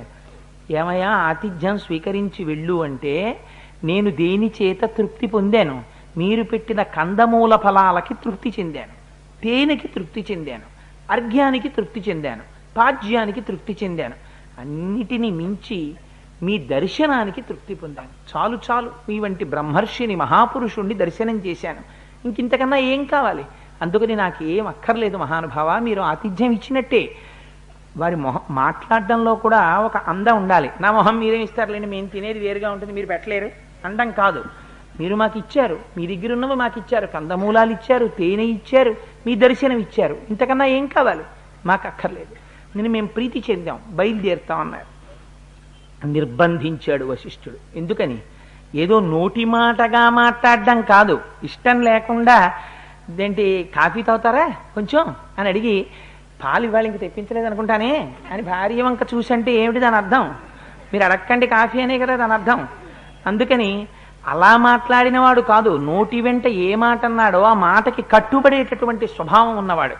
ఈ సమయంలో ఆతిథ్యం స్వీకరించమని నేను అన్నాను, అందుకని మీరు ఆతిథ్యం స్వీకరించవలసిందే, తప్పకుండా ఆతిథ్యం స్వీకరించి వెళ్ళండి అన్నాడు. అంటే ఆయన అన్నాడు, విశ్వామిత్రుడు మీ ఇచ్చ ఎలా ఉంటే అలా కానివ్వండి అన్నాడు. అంటే ఏమిటి? ఆయనకి ఏం పెద్ద అయ్యో మహానుభావుడు వశిష్ఠ మహర్షి మనకి ఏదో పెట్టాలి, మనం తినాలి అని కోరికేం లేదు. వారు మహానుభావులు, మహర్షి, ఆశ్రమానికి వచ్చాం, ఆశ్రమానికి అన్న భావన అంతే. కనీసం రుచి మీద కోరిక కూడా లేదప్పుడు. జ్ఞాపకం పెట్టుకోండి. ఏమండి మీ ఆశ్రమంలో మెనూ ఏమిటండి ఇవాళ, ఏం వండుతారు అని ఏం అడగలేదు ఆయన. సరే మీ ఇచ్చ ఎలా ఉంటే అలా కానివ్వండి, మీరు ఏం పెడితే దాన్ని మాకు పెట్టండి అని అడిగారు. ఎంత సాత్వికమైనటువంటి రీతిలో ప్రవర్తన ప్రారంభమైందో చూడండి. ఈ మాటలు అన్న తర్వాత ఆయన శబళని పిలిచారు వశిష్ఠ మహర్షి. శబళ అంటే కామధేనువు యొక్క బిడ్డ. అది వశిష్ఠ మహర్షి యొక్క ఆశ్రమంలో ఉంటుంది. ఆ శబళని దగ్గరికి పిలిచారు. పిలిచి ఉష్ణోఢ్యస్యోదనస్యాత్ర రచయ పర్వతోపమాహ మృష్ణాన్నీన చ సూపాశ్చ దధికుల్యాస్తథైవ చ నానాస్వాదురసానాంచ షడబానాంస్తథైవ చ భాజనాని సుపూర్ణాని గౌడాని చ సహస్రశః. శబళ, చూసావా, ఇవాళ మన ఇంటికి విశ్వామిత్ర మహారాజు గారు అతిథిగా వచ్చారు ఆశ్రమానికి. వారికి వారి వెనకాతల అక్షౌహిణి సైన్యం ఉంది, గజాలున్నాయి, అశ్వాలున్నాయి. వీటన్నింటికి ఈ సైన్యానికి ఉత్తమోత్తమమైనటువంటి విందుని నువ్వు ఏర్పాటు చెయ్యాలి. ఎవరెవరికి ఏది ఇష్టమో వారికి కావలసినటువంటి పదార్థములను నీవు సృజించు అన్నారు. ఏమిటి శబళ గొప్పతనం? నాకు వంకాయ అల్లం పెట్టిన కూర అంటే ఇష్టం అనుకోండి, ఉదాహరణకి చెప్తున్నాను. మీ ఇంటికి వస్తే వంకాయ కారం పెట్టిన కూర పెట్టారనుకోండి, నాకు అల్లం పెట్టిన కూర అంటే ఇష్టం అండి అని మనం కదా, అప్పటికి తినేస్తాం. అలా మనస్సులో ఉన్న మాటని తెలుసుకుంటుందిట శబళ. తెలుసుకుని ఏమి సృష్టించింది? చెరుకు కర్రలు సృష్టించిందిట, తేనె సృష్టించిందిట, పానీయములు సృష్టించిందిట, కొండలు పడేస్తే ఎంతంత ఉంటాయో అంతంత అన్నరాసులు సృష్టించిందిట. అవి ఎటువంటి అన్నరాసులు? చల్లారిపోయిన అన్నం కాదుట, పొగలొస్తున్నటువంటి వేడి వేడి సన్నబియ్యంతో వండినటువంటి ముత్యాలు అన్నం వండారా అన్నంతగా ఇలా ముట్టుకుని కలుపుకుంటే మెత్తగా ఉండేటటువంటి అన్నరాసుల్ని సృష్టించిందిట. అందులోకి భక్ష్య భోజ్య లేహ్య చోష్యములు, తాగేవి నాకేవి కొరుక్కు తినేవి, కూరలు పచ్చళ్ళు పులుసులు ఎన్ని కావాలంటే అన్ని పదార్థాలని సిద్ధం చేసిందిట. పళ్ళరసాలు సిద్ధం చేసింది, పాలు సిద్ధం చేసింది, తాంబూలాలు సిద్ధం చేసింది, ఇన్ని సిద్ధం చేసింది. తీరా ఏమనుకున్నారు మనస్సులో విశ్వామిత్ర మహారాజు గారు? మీరు ఏమి పెడితే అది మాకు చాలదా మీరు ఇచ్చిన అర్ఘ్యపాద్యాలు అన్నవాడు ఇన్ని లక్షల మంది సైన్యానికి ఒక శబళ, ఒక గోవు ఇన్నిటిని సృజించి ఉత్తర క్షణంలో పెట్టేస్తే తినేసి మన జీవితంలో ఎప్పుడన్నా తిన్నాను రా ఇలాంటి భోజనం అని సైనికులందరూ త్రేణుస్తుంటే మారిపోయింది మనస్సు. ఆశ్చర్యపోయాడు. ఏమి భోజనం పెట్టాడు రా మహానుభావుడు. ఇదనమాట శక్తి విశ్వామిత్రుడి దగ్గర. పొరపాటు మనిషి ఎలా వెడతాడో చూడండి. ఇంత బ్రహ్మర్షిని చూసి నమస్కరించిన వాడు బ్రహ్మర్షి మీద గౌరవం వ్యామోహం మీదకి మళ్ళింది, శబళ మీదకి. ఈ శబళ ఇన్నిటిని సృష్టించింది, ఈ శబళ నాది ఎందుకు కాకూడదనుకున్నాడు. పోనీ అర్థిస్తే వేరుగా ఉండేది. ఒక గమ్మత్తైన మాట ఒకటి మాట్లాడాడు. గవాంశత సహస్రేణ దీయతాం శబళామమ. మహానుభావ వశిష్ఠ, నీకు నేను ఆవుల్ని ఇస్తాను. ఎన్ని ఆవుల్ని ఇస్తాను? 1,00,000 ఆవుల్ని ఇస్తాను. ఎంత మూఢత్వం చూడండి. అది ఇన్ని లక్షల మందికి కావలసిన భోజనాన్ని క్షణంలో సిద్ధం చేసింది. అదే శబళ రేపు సీతారామ కళ్యాణం చేస్తున్నారట. శబళ 1,00,000 గోవుల్ని సృజించు, గోపాలకృష్ణ గారు అయ్యప్ప స్వామి దేవాలయం పేరు మీద దానం చేస్తారు అంటే 1,00,000 గోవుల్ని సృజించదా? ఉత్తర క్షణంలో రంగురంగుల గోవులు కర్రలకు కట్టేసి ఉంటాయి. కానీ 1,00,000 గోవుల్ని ఇచ్చి శబళను అడగడం ఏమిటి అసలు? అసలు అదే పొరపాటు. కానీ మనిషి మనస్సు ఎలా మారుతుందో చూడండి. విశ్వామిత్ర మహారాజు గారిది కూడా మారింది. లంచం ఇవ్వడం మొదలుపెట్టాడు. ఎలా? తనకున్నటువంటి లోభం ప్రవేశించింది, మోహ పెట్టడానికి, బ్రహ్మర్షిని మోహ పెట్టడానికి ప్రయత్నం చేస్తున్నాడు. 1,00,000 గోవులు ఇస్తాను, నాకు ఆ ఆవునివ్వండి అన్నాడు. అంటే వశిష్ఠుడు అన్నాడు, ఒక నవ్వు నవ్వి, మారింది మనస్సు అని గమనించాడు. గమనించి పెద్దలైనటువంటి వారికి అన్నిటికన్నా చాలా సంతోషంగా ఉండేది ఏమిటో తెలిసే, జగత్తులో ఉండేటటువంటి మనుష్యుల యొక్క మారుతున్న స్థితులను చూసి జగద్గురువులు ఆశ్చర్యపోతుంటారు. అందుకు కదా శంకరులు అంటారు, నళినీదలగత జలమతి తరళం తత్వజ్జీవితం అతిశయ చపలం విద్ధిర్వ్యాధ్యభిమానగ్రస్తం లోకం శోకచహంత సమస్తం. ఉత్తర క్షణంలో ఎవడెళ్ళిపోతాడో తెలియదు. కానీ తామరాకు మీద నీటి బొట్టంత చంచలమైనటువంటి జీవితం కలిగినటువంటి మనుష్యులు ఎన్ని మోహాలు, ఎన్ని భ్రాంతులు, ఎన్ని సంబంధాలు, ఎంత అల్లరి, ఏమి విచిత్రం రా. వీళ్ళందరూ ఈ లోకం నా దృష్టిలో చచ్చిపోయిందిరా, ఈ బంధాలతో ఎన్నడో బతకడానికి కావలసిన పరమాత్మని పట్టుకున్నవాడు ఎవర్రా అంటారు శంకరాచార్యులు వారు. అలా మారుతున్నటువంటి విశ్వామిత్ర మహారాజు గారి యొక్క మనస్థితిని గమనిస్తున్నారు ఆయన. నవ్వి అన్నారు, నువ్వు 1,00,000 గోవులు ఇచ్చినా నేను ఈ శబళని ఇవ్వలేనయ్యా అన్నారు. అంటే ఇప్పుడు ఆయనకి క్రోధం వచ్చింది. కామాత్ క్రోధోభిజాయతే, కోపం వస్తుంది కదా. అందుకని చిన్న కోపం వచ్చింది. మాట చూడండి, మనకి కోపం వచ్చేసింది అనుకోండి ఆఫీసర్ గారి మీద, కోప్పడ్డామా కోప్పడలేదా అన్నట్టుగా భాషలో కొంచెం కరుకుతనం వస్తుంది. అలా అమ్మ ఇది తప్పకుండా చేసేయాలి అన్నారు అనుకోండి, పిలిచి నేను చేయకపోతే ఎవరు చేస్తున్నారండి రోజు నువ్వు అన్ని మాటలు చెప్తారు అంటాం. అంటే ఏమిటి, నేను తప్పకుండా చేసేస్తానండి అన్నదానికి ఇలా అన్నదానికి తేడా లేదు అంటే చిన్న కరుకుతనం వచ్చింది మాటలో. అలా ఒక మాట అన్నాడు. ఎలా మారుతుందో చూడండి. వాల్మీకి మహర్షి రచన వైచిత్రి ఎంత అందంగా రాస్తారో.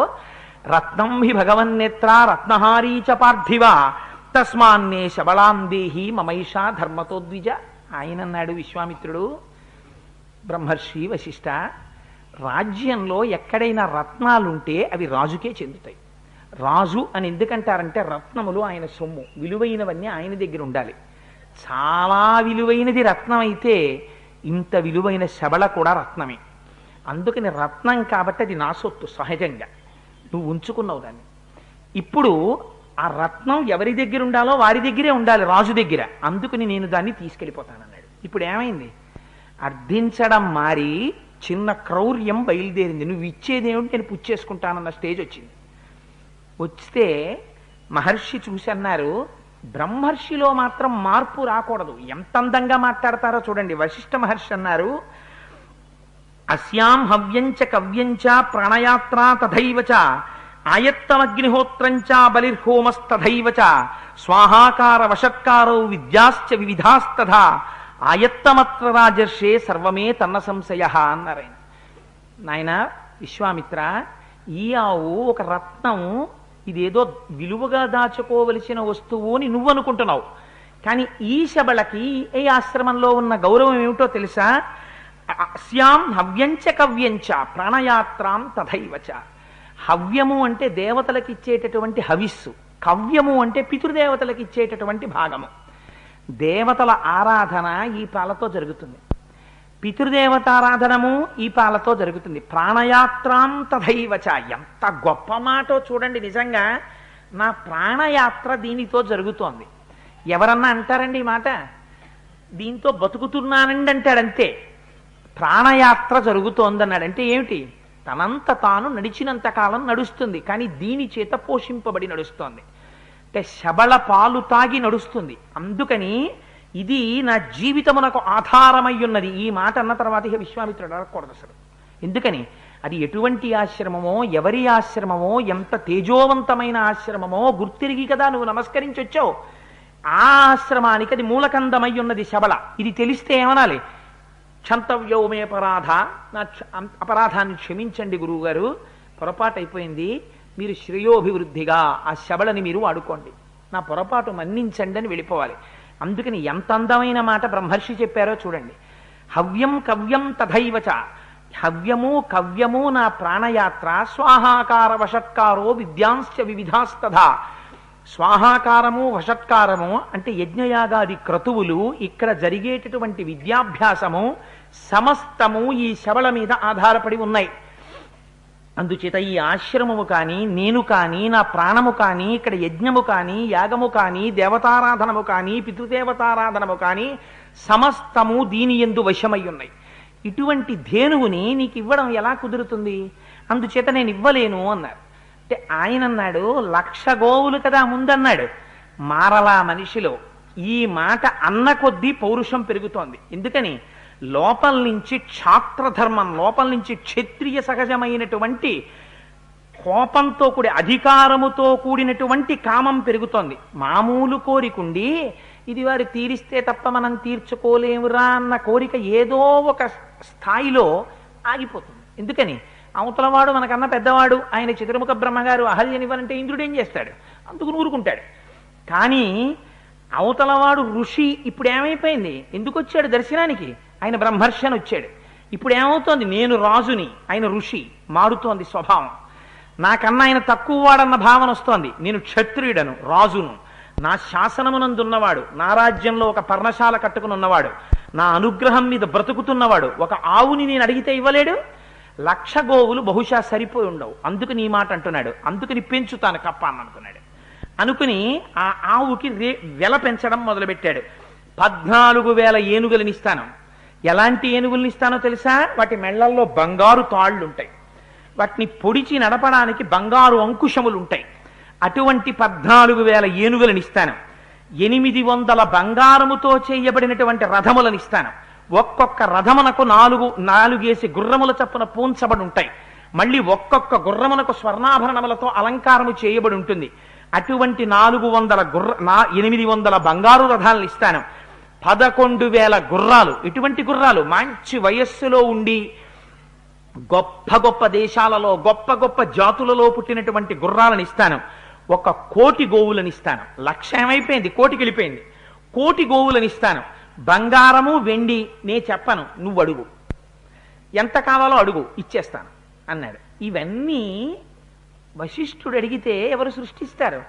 ఇవి వశిష్ఠుడు కోరుకున్నవాడయ్యుంటే ఆ ఆశ్రమం అరణ్యంలో ఉండక్కర్లేదు, హ్యాబిట్స్ సెంటర్లో ఉండాలి. ఎందుకని? ఎప్పుడో పెద్ద ఎస్టేట్ కింద ఆయన తయారు చేయగలడు. అలా కోరుకున్నవాడు కాదు కాబట్టే తేనెపట్లతోటి, ఆ పెద్ద పెద్ద చెట్లతోటి, పర్ణశాలలతోటి, ఆవులతోటి, సాధుమృగాలతోటి, కొన్ని వేల మంది శిష్యులతోటి, యజ్ఞయాగాది క్రతువులతోటి, హవ్యకవ్యములకు మాత్రమే వినియోగపడేటటువంటి శబళతోటి, అతిథి సత్కారముల కొరకు మాత్రమే ఉపయోగపడింది. ఆయన ఒక మాట అన్నాడు, నా ప్రాణయాత్ర దీని పాలతో జరుగుతోందన్నాడు. ఆయన కూడా ఎప్పుడు నాకు ఈ భోజనం పెట్టని అడగలేదు శబళని. అటువంటి శబళ వశిష్ఠుడే అడిగితే ఇవన్నీ సృష్టించివ్వదా? విశ్వామిత్ర మహారాజు గారిలో కోపం ఎక్కువైపోతోంది. ఎందుకు ఇవ్వడని. అందుకని ఇంకా ఇంకా వెలని పెంచుతున్నాడు. ఏమిటి దాని ఉద్దేశ్యం? వింటున్న వాళ్ళు అనుకోవాలి ఏంటండి ఆయన రాజ్యంలో ఉన్నాడు పాపం అన్ని ఇస్తా అన్నాడు, 14,000 ఏనుగులు ఇస్తా అన్నాడు, అవన్నీ తీసుకోక ఎందుకండి ఈయనకి ఓ ఆవుదోండి ఇమ్మంటే ఇవ్వడో అని అవతల వాడు అనాలి. అందుకని చూడండి, అంటే మనిషిలో ఉండేటటువంటి స్వభావంలో మార్పు ఎలా, నువ్వు ఇచ్చిన అర్ఘ్యపాద్యాలు నాకు చాలవా, నీ దర్శనం నాకు చాలదా అన్నవాడు ఇన్ని ఇస్తాను నాకు శబళను ఎందుకు ఇవ్వమంటున్నాడు. అంటే ఆయన అన్నాడు, అబ్బాయి నువ్వు ఏదైనా ఇయ్యి, నేను ఇక మాటలాడను. మాటలు ఎందుకు, ఇంకా నేను ఇంకా మాట్లాడాను అనుకో, ఎన్ని మాటలు చెప్పినా నేనేం చెప్పాలి, నేను ఇదే చెప్తాను, ఎందుకంటే నేను ఇంకా అసత్యం చెప్పను కనుక ఉన్న సత్యమే చెప్పాలి. అందుకని ఎన్ని మాటలు చెప్పినా ఏం చెప్పాలి, హవ్యం కవ్యం దాని మీద ఉన్నాయా, స్వాహాకార వర్షత్కారో విద్యాంశ వివిధాంస్తథా అని చెప్తాలి. నువ్వేం చెప్తావు, రేట్లు పెంచుతావు, ఇంకా కాసేపు ఆగితే ఏం చేస్తావు, అర్ధరాజ్యం ఇస్తానంటావు. కానీ అవన్నీ పుచ్చుకోవాలని నాకు కోరిక లేదు, అందుకని నీతో మాట్లాడను. ఎందుకు మాట్లాడనన్నాడో చూడండి, అవతల వాని యొక్క స్వభావం అలా మారుతుండగా మౌనమే ఆశ్రయణీయము. అందుకని ఏం చేశారు ఆయన బ్రహ్మర్షి కనుక, మారుతున్న స్వభావం మీద మీరు మరింత విసినికర్రతో విసిరారనుకోండి, మీరు ఇంకా మాట్లాడుతున్నారనుకోండి, అవతల వారిలో ఏం పెరుగుతుంది, కామ క్రోధాలు పెరిగిపోతాయి. ఆఖరికి చిట్ట చివర ఆ క్రోధము అగ్నిహోత్రం అయిపోతుంది. అందుకని ఆ స్థాయి రాకూడదని, ఆ పాపం తన వల్ల కలగకూడదని ఆయన మౌనం వహించాడు. ఒక్కొక్క సందర్భంలో ఎటువంటి జ్ఞాని కూడా ఎందుకు మౌనం పాటించాలో శాస్త్రం మనకి నేర్పింది, వశిష్ఠుడి జీవిత చరిత్ర. అందుకని మౌనం పాటిస్తే కోపం వచ్చింది మహానుభావుడికి. కామధేనుం వశిష్ఠోపి యదాన త్యజతే ముని తదాస్య శబళాం రామ విశ్వామిత్రోన్వకర్షత. దాని మెళ్ళో తాడు పట్టుకుని సైన్యాన్ని పిలిచి, ఈయన ఇవ్వడం ఏమిటి, నేను పుచ్చుకోవడం ఏమిటి, రత్నం విభగవన్నేత్ర రత్నహారీచ పార్థివ తస్మాన్నో శబళాం దేహి మమైషా ధర్మతోద్విజ. ఇది రత్నం, ఇది నాకు చెందుతుంది, ఈయన దగ్గర ఉంచుకున్నాడు ఇన్నాళ్ళు, ఈయన దగ్గర దీన్ని ఉంచవలసిన అవసరం ఏం లేదు. అడిగాను పోనీ ఏవో ఇస్తానని, ఎంత అడిగినా బెట్టు చేస్తున్నాడు, తీసుకుపోండి అన్నాడు అని దాన్ని మెడలో పాశం పట్టుకుని గట్టిగా లాగి సైనికులు తప్పజెప్పాడు. దాన్ని ఈడ్చుకుంటూ తీసుకెళ్ళిపోతున్నారు. తీసుకెళ్ళిపోతుంటే అబలయైనటువంటి స్త్రీ ఎలా ఏడుస్తుందో ఆ శబళ అలా కన్నులంబట నీరు కారుస్తోంది. ఎందుకని, కోరికలు కోరుకునేటటువంటి వాళ్ళ దగ్గరికి వెళ్ళి ఉండాలని, రజస్తమో గుణములతో కూడుకున్నటువంటి వాళ్ళ దగ్గర ఉండాలని కోరుకోదు కామధేనువు. అందుకే మనలాంటి వాళ్ళకి కామధేనువుల్ని ఇస్తే ఎంత ప్రమాదమో చూడండి. నిజంగా మనకీ ప్రమాదం, అందుకే భగవానుడు ఇవ్వడు. వీడికి ఇస్తే ప్రమాదం రా పాపం, లేనిపోని ప్రమాదం ఉత్తరక్షణంలో తెచ్చేసుకుంటాడని ఇవ్వరు. ఒక్కొక్కడు ఎంత మౌఢ్యం ఉంటుందంటే చెప్పిన మాట వినడు. ఒక గురువుగారు ఉపన్యాసం చెప్తున్నట్టు శిష్యుల్ని కూర్చోబెట్టుకుని, రే భగవంతుని ఆజ్ఞ అని ఒకటి ఉంటుంది, ఆ భగవంతుని ఆజ్ఞ ఎవరు తప్పించలేరు, ఇక్కడ రాసేస్తాడు రా ఈశ్వరుడు అన్నాడు. ఎందుకో వాడికి కోపం వచ్చింది ఆ శిష్యుడికి. ఏమిటి రాసేస్తాడండి, ఏమిటి తప్పదు, ఏమిటి రాశాడు చెప్పండి అన్నాడు. అంటే గురువుగారికి ఆశ్చర్యం వేసి, రేపు మధ్యాహ్నం 12 గంటలకి నువ్వు పాయసం తినాలని రాసిందిరా నీ నుదుటనా అన్నాడు. చస్తే తిన్నాం, మీరు చెప్పారు కదా ఎలా తింటానో చూద్దురు కానీ, ఇది భగవంతుడి ఇక్కడ రాయడం ఏమిటి, నేను పాయసం తినడం ఏమిటి, ఒక్క నాటికి తిన్నాం. ఊళ్ళో ఉంటే ఎవరైనా పొరపాటున పెడతారో నేనే తింటానో, అడవికి పోతానన్నాడు. పోయి అడవికి వెళ్ళి కూర్చున్నాడు. 11 అయింది, ఇంకొక గంట దాటిపోయింది. ఆ గురువుగారు ఓడిపోయారు. ఎందుకు ఆ పిచ్చి అంటే గురువుల మీద క్రోధం. వెళ్ళి చెట్టు కింద కూర్చున్నాడు. అదే సమయానికి అటుగా బాటసారులు వెడుతూ అటు వస్తున్నారు. అమ్మో వీళ్ళు ఇటు వస్తున్నారు, గభాలను నన్ను పిలిచి పాయసం అనుమానం తినమంటారేమో అని చెట్టు ఎక్కేశాడు. ఆ బాటసారులు వీడి కర్మ కొద్దీ ఆ చెట్టు కిందకే వచ్చారు. కాళ్ళు చేతులు మొహాలు అన్నీ కడుక్కున్నారు, కబుర్లు చెప్పుకున్నారు, మూటలు ఇప్పారు. ఇప్పితే వాళ్ళకేమి కోరిక పుట్టిందో అందరూ పాయసమే తెచ్చుకున్నారు. తెచ్చుకుని పాయసం విప్పి అందరం కలిసి పాయసం తాగుదామని తాగపోతున్నారు. గుర్రపు డెక్కల చప్పుడు వినపడింది. ఖచ్చితంగా 12 అవుతోంది టైము. అమ్మ బాబోయ్ దారి దొంగలు వస్తున్నారని పారిపోయారు. పారిపోయేటప్పటికి ఆ దారి దొంగలు గుర్రాల మీద వచ్చి, మంచి ఆకలిస్తోందిరా, ఇదంతా పాయసం ఉంది తిందామని కిందకి దిగారు. ఒరే ఇందులో ఒక్క చుక్క కూడా ఎవరు తాగినట్టు లేదు, ఒకవేళ ఇందులో ఎవడైనా విషం కలపలేదు కదా అని పైకి చూశారు. ఈయనున్నాడు. నువ్వు ఇలా కిందకి దిగరా అన్నారు. దింపారు. ఎరా నువ్వు ఇందులో విషం కలిపావా అన్నారు. మహాప్రభో నాకు అసలు ఏమీ తెలియదు, వాళ్ళు ఎవరో పెట్టారన్నారు. నువ్వైతే ముందు తాగన్నారు. అయ్యో పాయసం తప్ప ఏదైనా తాగుతానన్నాడు. అమ్మ అయితే వీడికే తెలిసి ఇందులో రహస్యం, నువ్వు తాగుతావా పొడి చేయవా అన్నాడు. ఏం చేస్తాడు, ఖచ్చితంగా 12 పాయసం తాగాడు. వాడికి ఏం అవ్వలేదు, అవ్వలసింది అయిపోయింది, చాలదు. అందుకని ఒక్కొక్కడి మూర్ఖత్వం అంతే. ఆ కామక్రోధాలు లోపల విజృంభించిపోయి అనుకోండి, విజృంభించిపోతే ఎంతటి తెంపరి పనినే చేసేస్తాడు. తీసుకుపోతున్నాడు ఆ శబళని. పాపం ఆ ధేనువు ఏడుస్తోంది, కన్నులంబట నీరు కారుస్తోంది. ఏ విధంగా అయితే ఒక అబల ఆర్తనాదం చేస్తుందో అలా ఆర్తనాదం చేస్తోంది. వింటున్నాడు వశిష్ఠ మహర్షి. వశిష్ఠ మహర్షి బ్రహ్మర్షి, ఆయన తలుచుకుంటే ఏదైనా చెయ్యగలడు, కానీ చెయ్యకూడదా? చేస్తే ఆయన కూడా కామక్రోధాలకు వశుడైపోయినట్టే లెక్క. వాడిన ఆవెత్తుకుపోతున్నాడు, వాడి సంగతి చూస్తానని ఈయన మంత్రాలు వేసేసి గబగబా సృష్టించేశాడు అనుకోండి. అంటే ఆవు తనకు కావాలన్న కోరిక తనకు ఉన్నట్టేగా, తనకి స్వార్థం ఉన్నట్టేగా. ఏమీ మాట్లాడలేదు, నిశ్శబ్దంగా కూర్చున్నాడు. కూర్చుంటే ఆ వెళ్ళిపోతున్నటువంటి కామధేనువుకి అనుమానం వచ్చింది. నన్ను విశ్వామిత్రుడు ఎత్తుకుపోతున్నాడా, లేకపోతే వశిష్ఠ మహర్షి పరిత్యజించాడా, నన్ను విడిచిపెట్టాడా? ఎంత గొప్ప అనుమానమో చూడండి. విశ్వామిత్రుడు తీసుకెళ్ళగలడా వశిష్ఠుడు ఇవ్వకపోతే? నేనివ్వను అన్న మాట మీద వశిష్ఠుడు నిలబడితే తరమే విశ్వామిత్రుడికి తీసుకెళ్ళడం. అంటే కామధేనువుకి తెలుసు ఒక రహస్యం, శబళకి క్షత్రియ బలం కన్నా బ్రహ్మతేజం గొప్పది. వశిష్ఠ మహర్షి యొక్క శక్తి ముందు విశ్వామిత్ర శక్తి సరిపోదు, రాచశక్తి చావదు. ఎంత అక్షౌహిణీ సైన్యం ఉన్నా నిలబడలేడు. ఇది తెలుసు కాబట్టి ఆయన విడిచిపెట్టకపోతే వీడు నన్ను ఎలా తీసుకెళ్ళగలుగుతున్నాడు? ఎందుకు విడిచిపెట్టాలి నన్ను అంటే, నా వల్ల ఏదో పాపం ఉండాలి, లేదా నేనేదో పొరపాటు చేసి ఉండాలి. ఈ రెండూ లేకపోతే నన్ను బ్రహ్మర్షి విడిచిపెట్టారు. నేను పాపం చేశానా, నేను పొరపాటు చేశానా? ఈ రెండూ నేను చేసి ఉంటే నేను క్షమార్పణ వశిష్ఠుడికి చెప్పుకోవాలి. చెప్పుకుని వశిష్ఠుడు బ్రహ్మర్షి క్షమిస్తాడు. క్షమిస్తే నువ్వు ఉండు, నీ తప్పు క్షమించాను అన్నాడా? ఇంకా నేనుండడం నా శక్తిలో ఉండదు, వశిష్ఠుడే చూసుకుంటాడు నా సంగతి. అందుకని నేను వశిష్ఠుడిని అడగాలి వెళ్ళి అనుకుని అది తాడు విడిపించుకుని పరిగెత్తుకుంటూ మరి వశిష్ఠుడి దగ్గరికి వెళ్ళింది. ఏమి ధర్మమో చూడండి. నిజంగా గబగబా వెళ్ళి వశిష్ఠ మహర్షి ముందు నిలబడింది. పెద్ద అంబారావం చేసింది. మేఘం మాట్లాడితే ఎలా ఉంటుందో అటువంటి ధ్వనితో మాట్లాడింది. సత్వాం త్యజామి శబళేనాపి మే సకృతం త్వయా ఏషత్వాం నయతే రాజా బలాన్మత్తో మహాబలః. నువ్వు నన్ను విడిచిపెట్టావా అని అడిగింది. అడిగితే ఆయన అన్నాడు, నేను నిన్ను విడిచిపెట్టలేదు. నత్వాం త్యజామి శబళే, నేను శబళ నిన్ను విడిచిపెట్టలేదు. ఆ విశ్వామిత్రుడే నిన్ను బలాత్కారంగా తీసుకుపోయాడు. అయితే నువ్వెందుకు నన్ను రక్షించలేదని అడుగుతావేమో. అతను భూమికి ప్రభువు. ప్రభు అయినటువంటి వాణ్ణి నిష్కారణంగా అక్షౌహిణి సైన్యంతో ఉన్నవాణ్ణి రాజు విష్ణువాంశలో ఉంటాడు.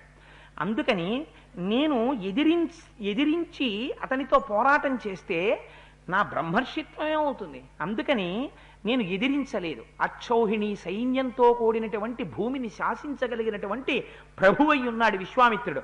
తప్పు త్రోవ అతను పట్టాడు. అతని తప్పు అతన్ని కాల్చాలి, అతను దోషం చెయ్యాలి, నిన్ను ఈడ్చుకెళ్ళాలి. అపరాధం చేశాడు, ఇప్పుడు ఏది కాలుస్తుంది? వాడు అపరాధం అని కాల్చేస్తుంది. అందుకని నేను నిన్ను మాత్రం వదిలిపెట్టలేదు అంది. అంటే ఆవిడంది, అయితే నన్ను నేను రక్షించుకోనా అని అడిగింది. తప్పకుండా రక్షించుకో. ఇప్పటి వరకు ఏం సృష్టించింది? విశ్వామిత్ర మహారాజు గారు సైనికులు తినడానికి కావలసినటువంటి సమస్త ఆహారాన్ని సృష్టించింది. ఇప్పుడు నన్ను తీసుకుపోతున్న విశ్వామిత్రుణ్ణి, విశ్వామిత్ర సైనికుల్ని నిర్జించడానికి కావలసిన సైన్యాన్ని సృష్టించమన్నాడు. తస్య హుంబారవోత్స్పృష్టాః పప్లవాశ్యతో నృపః నాశయంతి బలం సర్వం విశ్వామిత్రస్య పశ్యతః. విశ్వామిత్ర మహర్షి చూస్తున్నారు. అందులోంచి పప్లవులు అనేటటువంటి వారు ఒక పెద్ద అంబారామం చేసింది. అంబా అని అరిచింది. అరిచేటప్పటికీ శూలాయుధరులైనటువంటి పప్లవులు కొంతమంది పుట్టి విశ్వామిత్రుడి యొక్క సైన్యాన్నంతటినీ నాశనం చేసేస్తున్నారు. చూశాడు విశ్వామిత్రుడు. ఓహో, అన్నం పెట్టిన శబళ అనుకున్నాను. అన్నం పెట్టి ఇంకా నోరు ఇలా తుడుచుకుని వచ్చిన సైనికుల్ని చంపవతల పారేసింది కోపం వస్తే. ఇది కదా శబళ శక్తి అంటే అనుకున్నాడు. రథం దిగాడు, కన్నులు పెద్దవి చేసుకున్నాడు. తన తప్పు తాను తెలుసుకుని ఉంటే వశిష్ఠ మహర్షి యొక్క పాదములు పట్టుకోవాలి. కానీ ఇంకా క్షత్రియ ఆభిజాత్యమైనటువంటి క్రోధం లోపల ఉండిపోయింది. అందుకని కత్తి పట్టాడు. నేను ఇలా ఎంతమందిని చంపుతాను, అది క్షణంలో సృష్టిస్తుంది. నేను ఎంతమందిని చంపుతానన్న ఇంగిత జ్ఞానం కోల్పోయాడు. చేతిలో కత్తి పట్టుకున్నాడు. పప్లవుల్ని చాలా మందిని సంహరించాడు. అస్త్రాల్ని ప్రయోగం చేశాడు. ఆ అస్త్ర ప్రయోగం చేత సృష్టింపబడినటువంటి పప్లవులు కొంతమంది అటు ఇటు చల్లాచెదరై పారిపోయారు. పారిపోయిన తర్వాత అది పప్లవులతో పాటుగా యవనుల్ని కూడా సృష్టించింది. వారందరూ వచ్చి విశ్వామిత్రుడి యొక్క సైన్యాన్ని తుడిచిపెట్టేయడం ప్రారంభం చేశారు. అప్పుడు ఆ శబళ వచ్చి వశిష్ఠ మహర్షితో చెప్పింది, చూశావా ఎదురు తిరిగాడు, సైన్యాన్ని సృష్టించాను, విశ్వామిత్రుడు ఓటమి అంచుల్లోకి ఎడుతున్నాడు. అంటే ఆయన అన్నాడు, ఇంకా యథేచ్ఛగా సృష్టి చేయి సైన్యాన్ని అన్నాడు.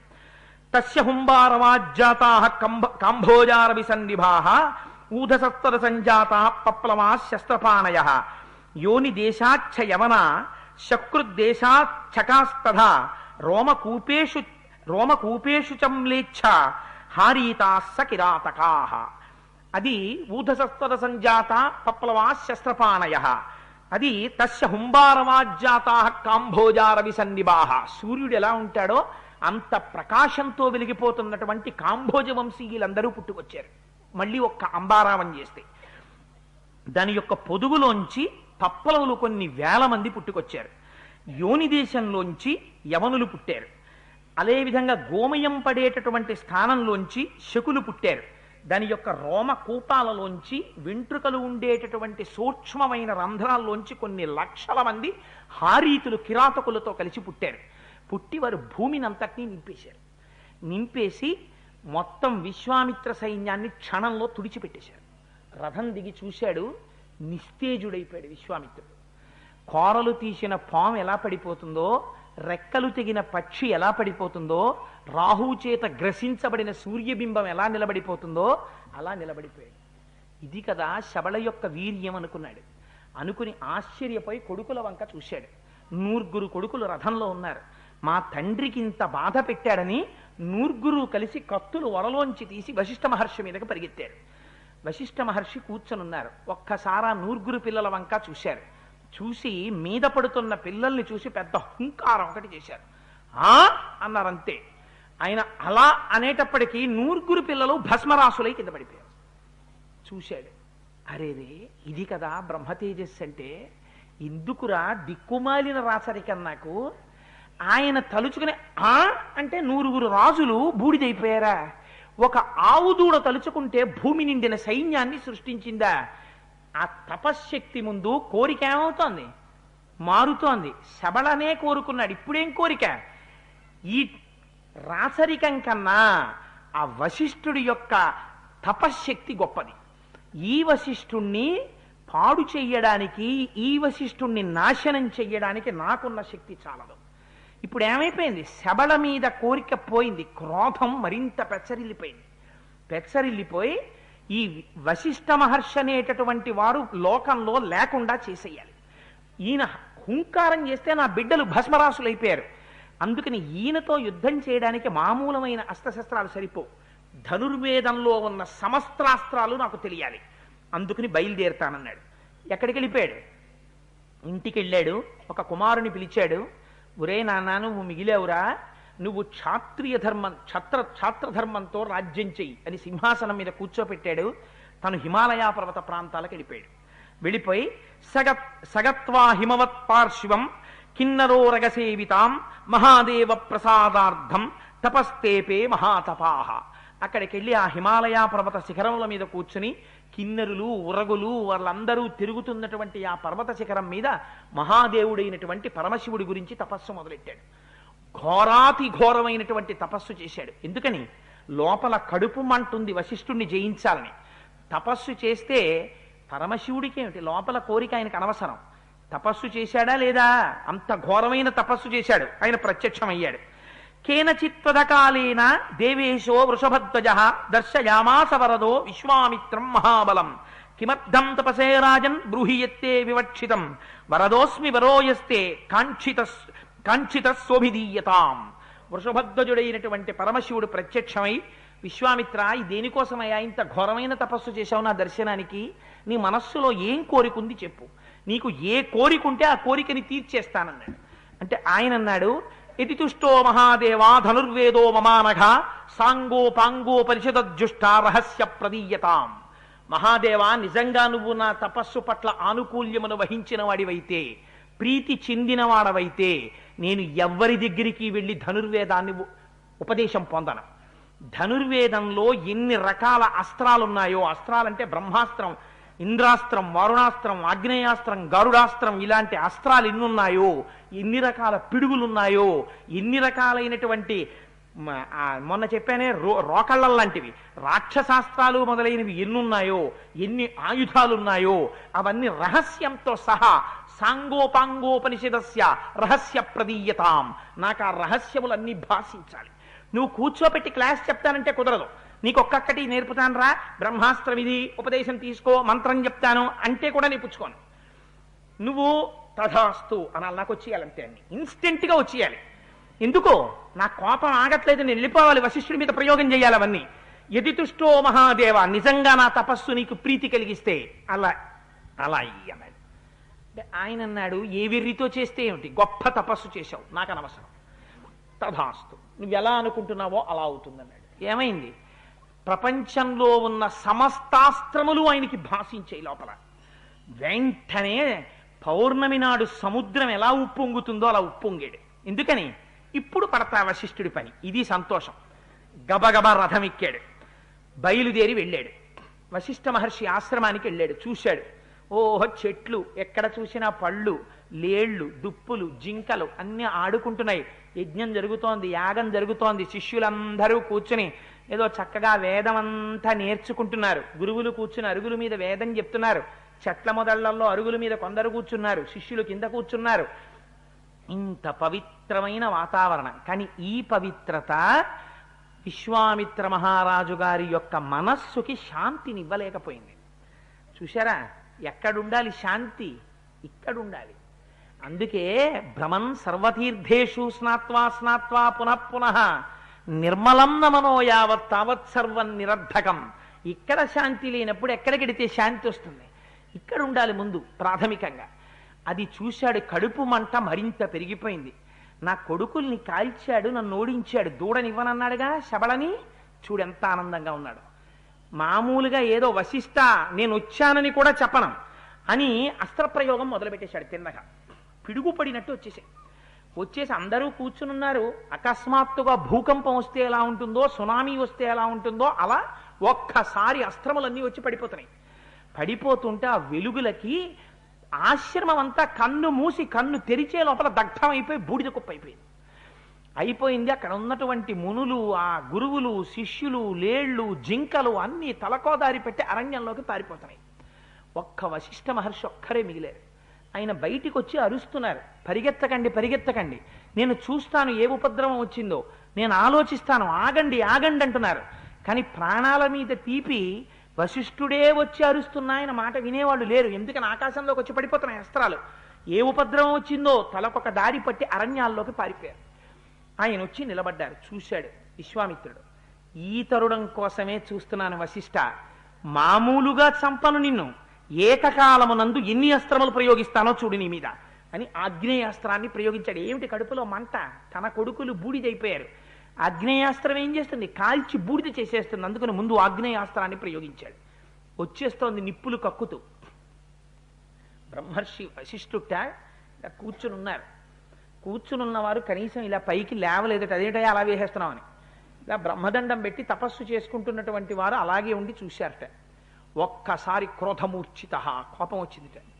ఏమిరా తొంటరి పని, ఇన్ని సంవత్సరముల నుంచి కష్టపడి ఆశ్రమాన్ని పెంచి పెద్దది చేశాను, ఇటువంటి ఆశ్రమాన్ని ఒక్క క్షణంలో బూడిద చేసేసావు. ఏదైనా నిలబెట్టడానికి, కాపాడడానికి, దాన్ని వృద్ధి చెయ్యడానికి చాలా కాలం పడుతుంది. నాశనం చేసేయడానికి ఒక్క క్షణం చాలు. చూసారా, విశ్వామిత్రుడు వశిష్ఠుణ్ణి అడ్డుపెట్టి కోపోద్రిక్తమైన మనస్సులు ఎటువంటి స్థితికి వెళ్ళిపోతాయో చూపిస్తారు మహర్షి వాల్మీకి. ఒక్క క్షణంలో బూడిద చేసేసావు, చూడు నిన్నేం చేస్తాను అన్నారు. ఆగ్నేయాస్త్రం వచ్చేస్తోంది, ఆ చేతిలో బ్రహ్మదండం ఉంది. నేను లేచి మళ్ళీ ఒక ధనస్సును ఒక దాన్ని సృష్టించి నేను కూడా నీల బాణాలు ధనస్సు పట్టుకోనా, నేను వీడి ఎందుకురా అన్నారు. అని ఆ బ్రహ్మదండాన్ని తీసి ఇలా పట్టుకున్నారు. బ్రహ్మదండం మీకు తెలుసు కదా, ఇలా చెయ్యి పెట్టుకుంటారు, ఇలా వంపుగా ఉండి కింద కర్రలా ఉంటుంది. దాన్ని తీసి ఇలా పట్టుకున్నారు. అదిట వశిష్ఠ మహర్షి పట్టుకుంటే బ్రహ్మదండంలా కనపడలేదుట. ఆ రోజున సమస్త లోకములను శాసించగలిగినటువంటి యమదండం పట్టుకున్నట్టు పట్టుకున్నారట, తేజోమూర్తి. ఇలా పట్టుకుంటే ఆగ్నేయాస్త్రం తిన్నగా వచ్చింది. నీళ్లు పెద్ద సముద్రం వచ్చి పడిపోతే ఎలా చల్లారిపోతుందో అలా చల్లారిపోయి బ్రహ్మాస్త్రంలోకి వెళ్ళిపోయింది. కడుపు మండిపోయింది విశ్వామిత్రుడికి. బూడిదైపోతాడనుకున్నాను, పోనీ తను కూడా ఏదో మంత్రం వేయడం కాదు, బ్రహ్మదండం అడ్డెడతాడా అంటే అంత చులకనైపోయినా నేను ఇంత ఆగ్నేయాస్త్రం వేస్తే, ఇంత తపస్సు చేస్తే ఇంకా కోపం వచ్చేసింది. చూడండి క్రోధం ఎలా పెరిగిపోతుందో చూడండి ఒక వ్యక్తిలో. ఎవరు? ఈ విశ్వామిత్రుడు. నీ అర్ఘ్యం పాద్యం నాకు చాలవా, నీ దర్శనం నాకు చాలదా అన్నవాడు ఇంత ప్రబల శత్రువు ఇవాళ ఎన్ని వేసేశాడో తెలుసండి. వారుణం చైవ రౌద్రంచ ఐంద్రం పాశుపతం తథా ఐషీకంచాపి చిక్షేప కుపితో గాధినందన మానవం మోహనం చైవ గాంధర్వ స్వాపనం తథా జృంభణం మాదనం చైవ సంతాపన విలాపనే. ఎన్ని అస్త్రాలున్నాయో అన్నీ వేసేస్తున్నాడు.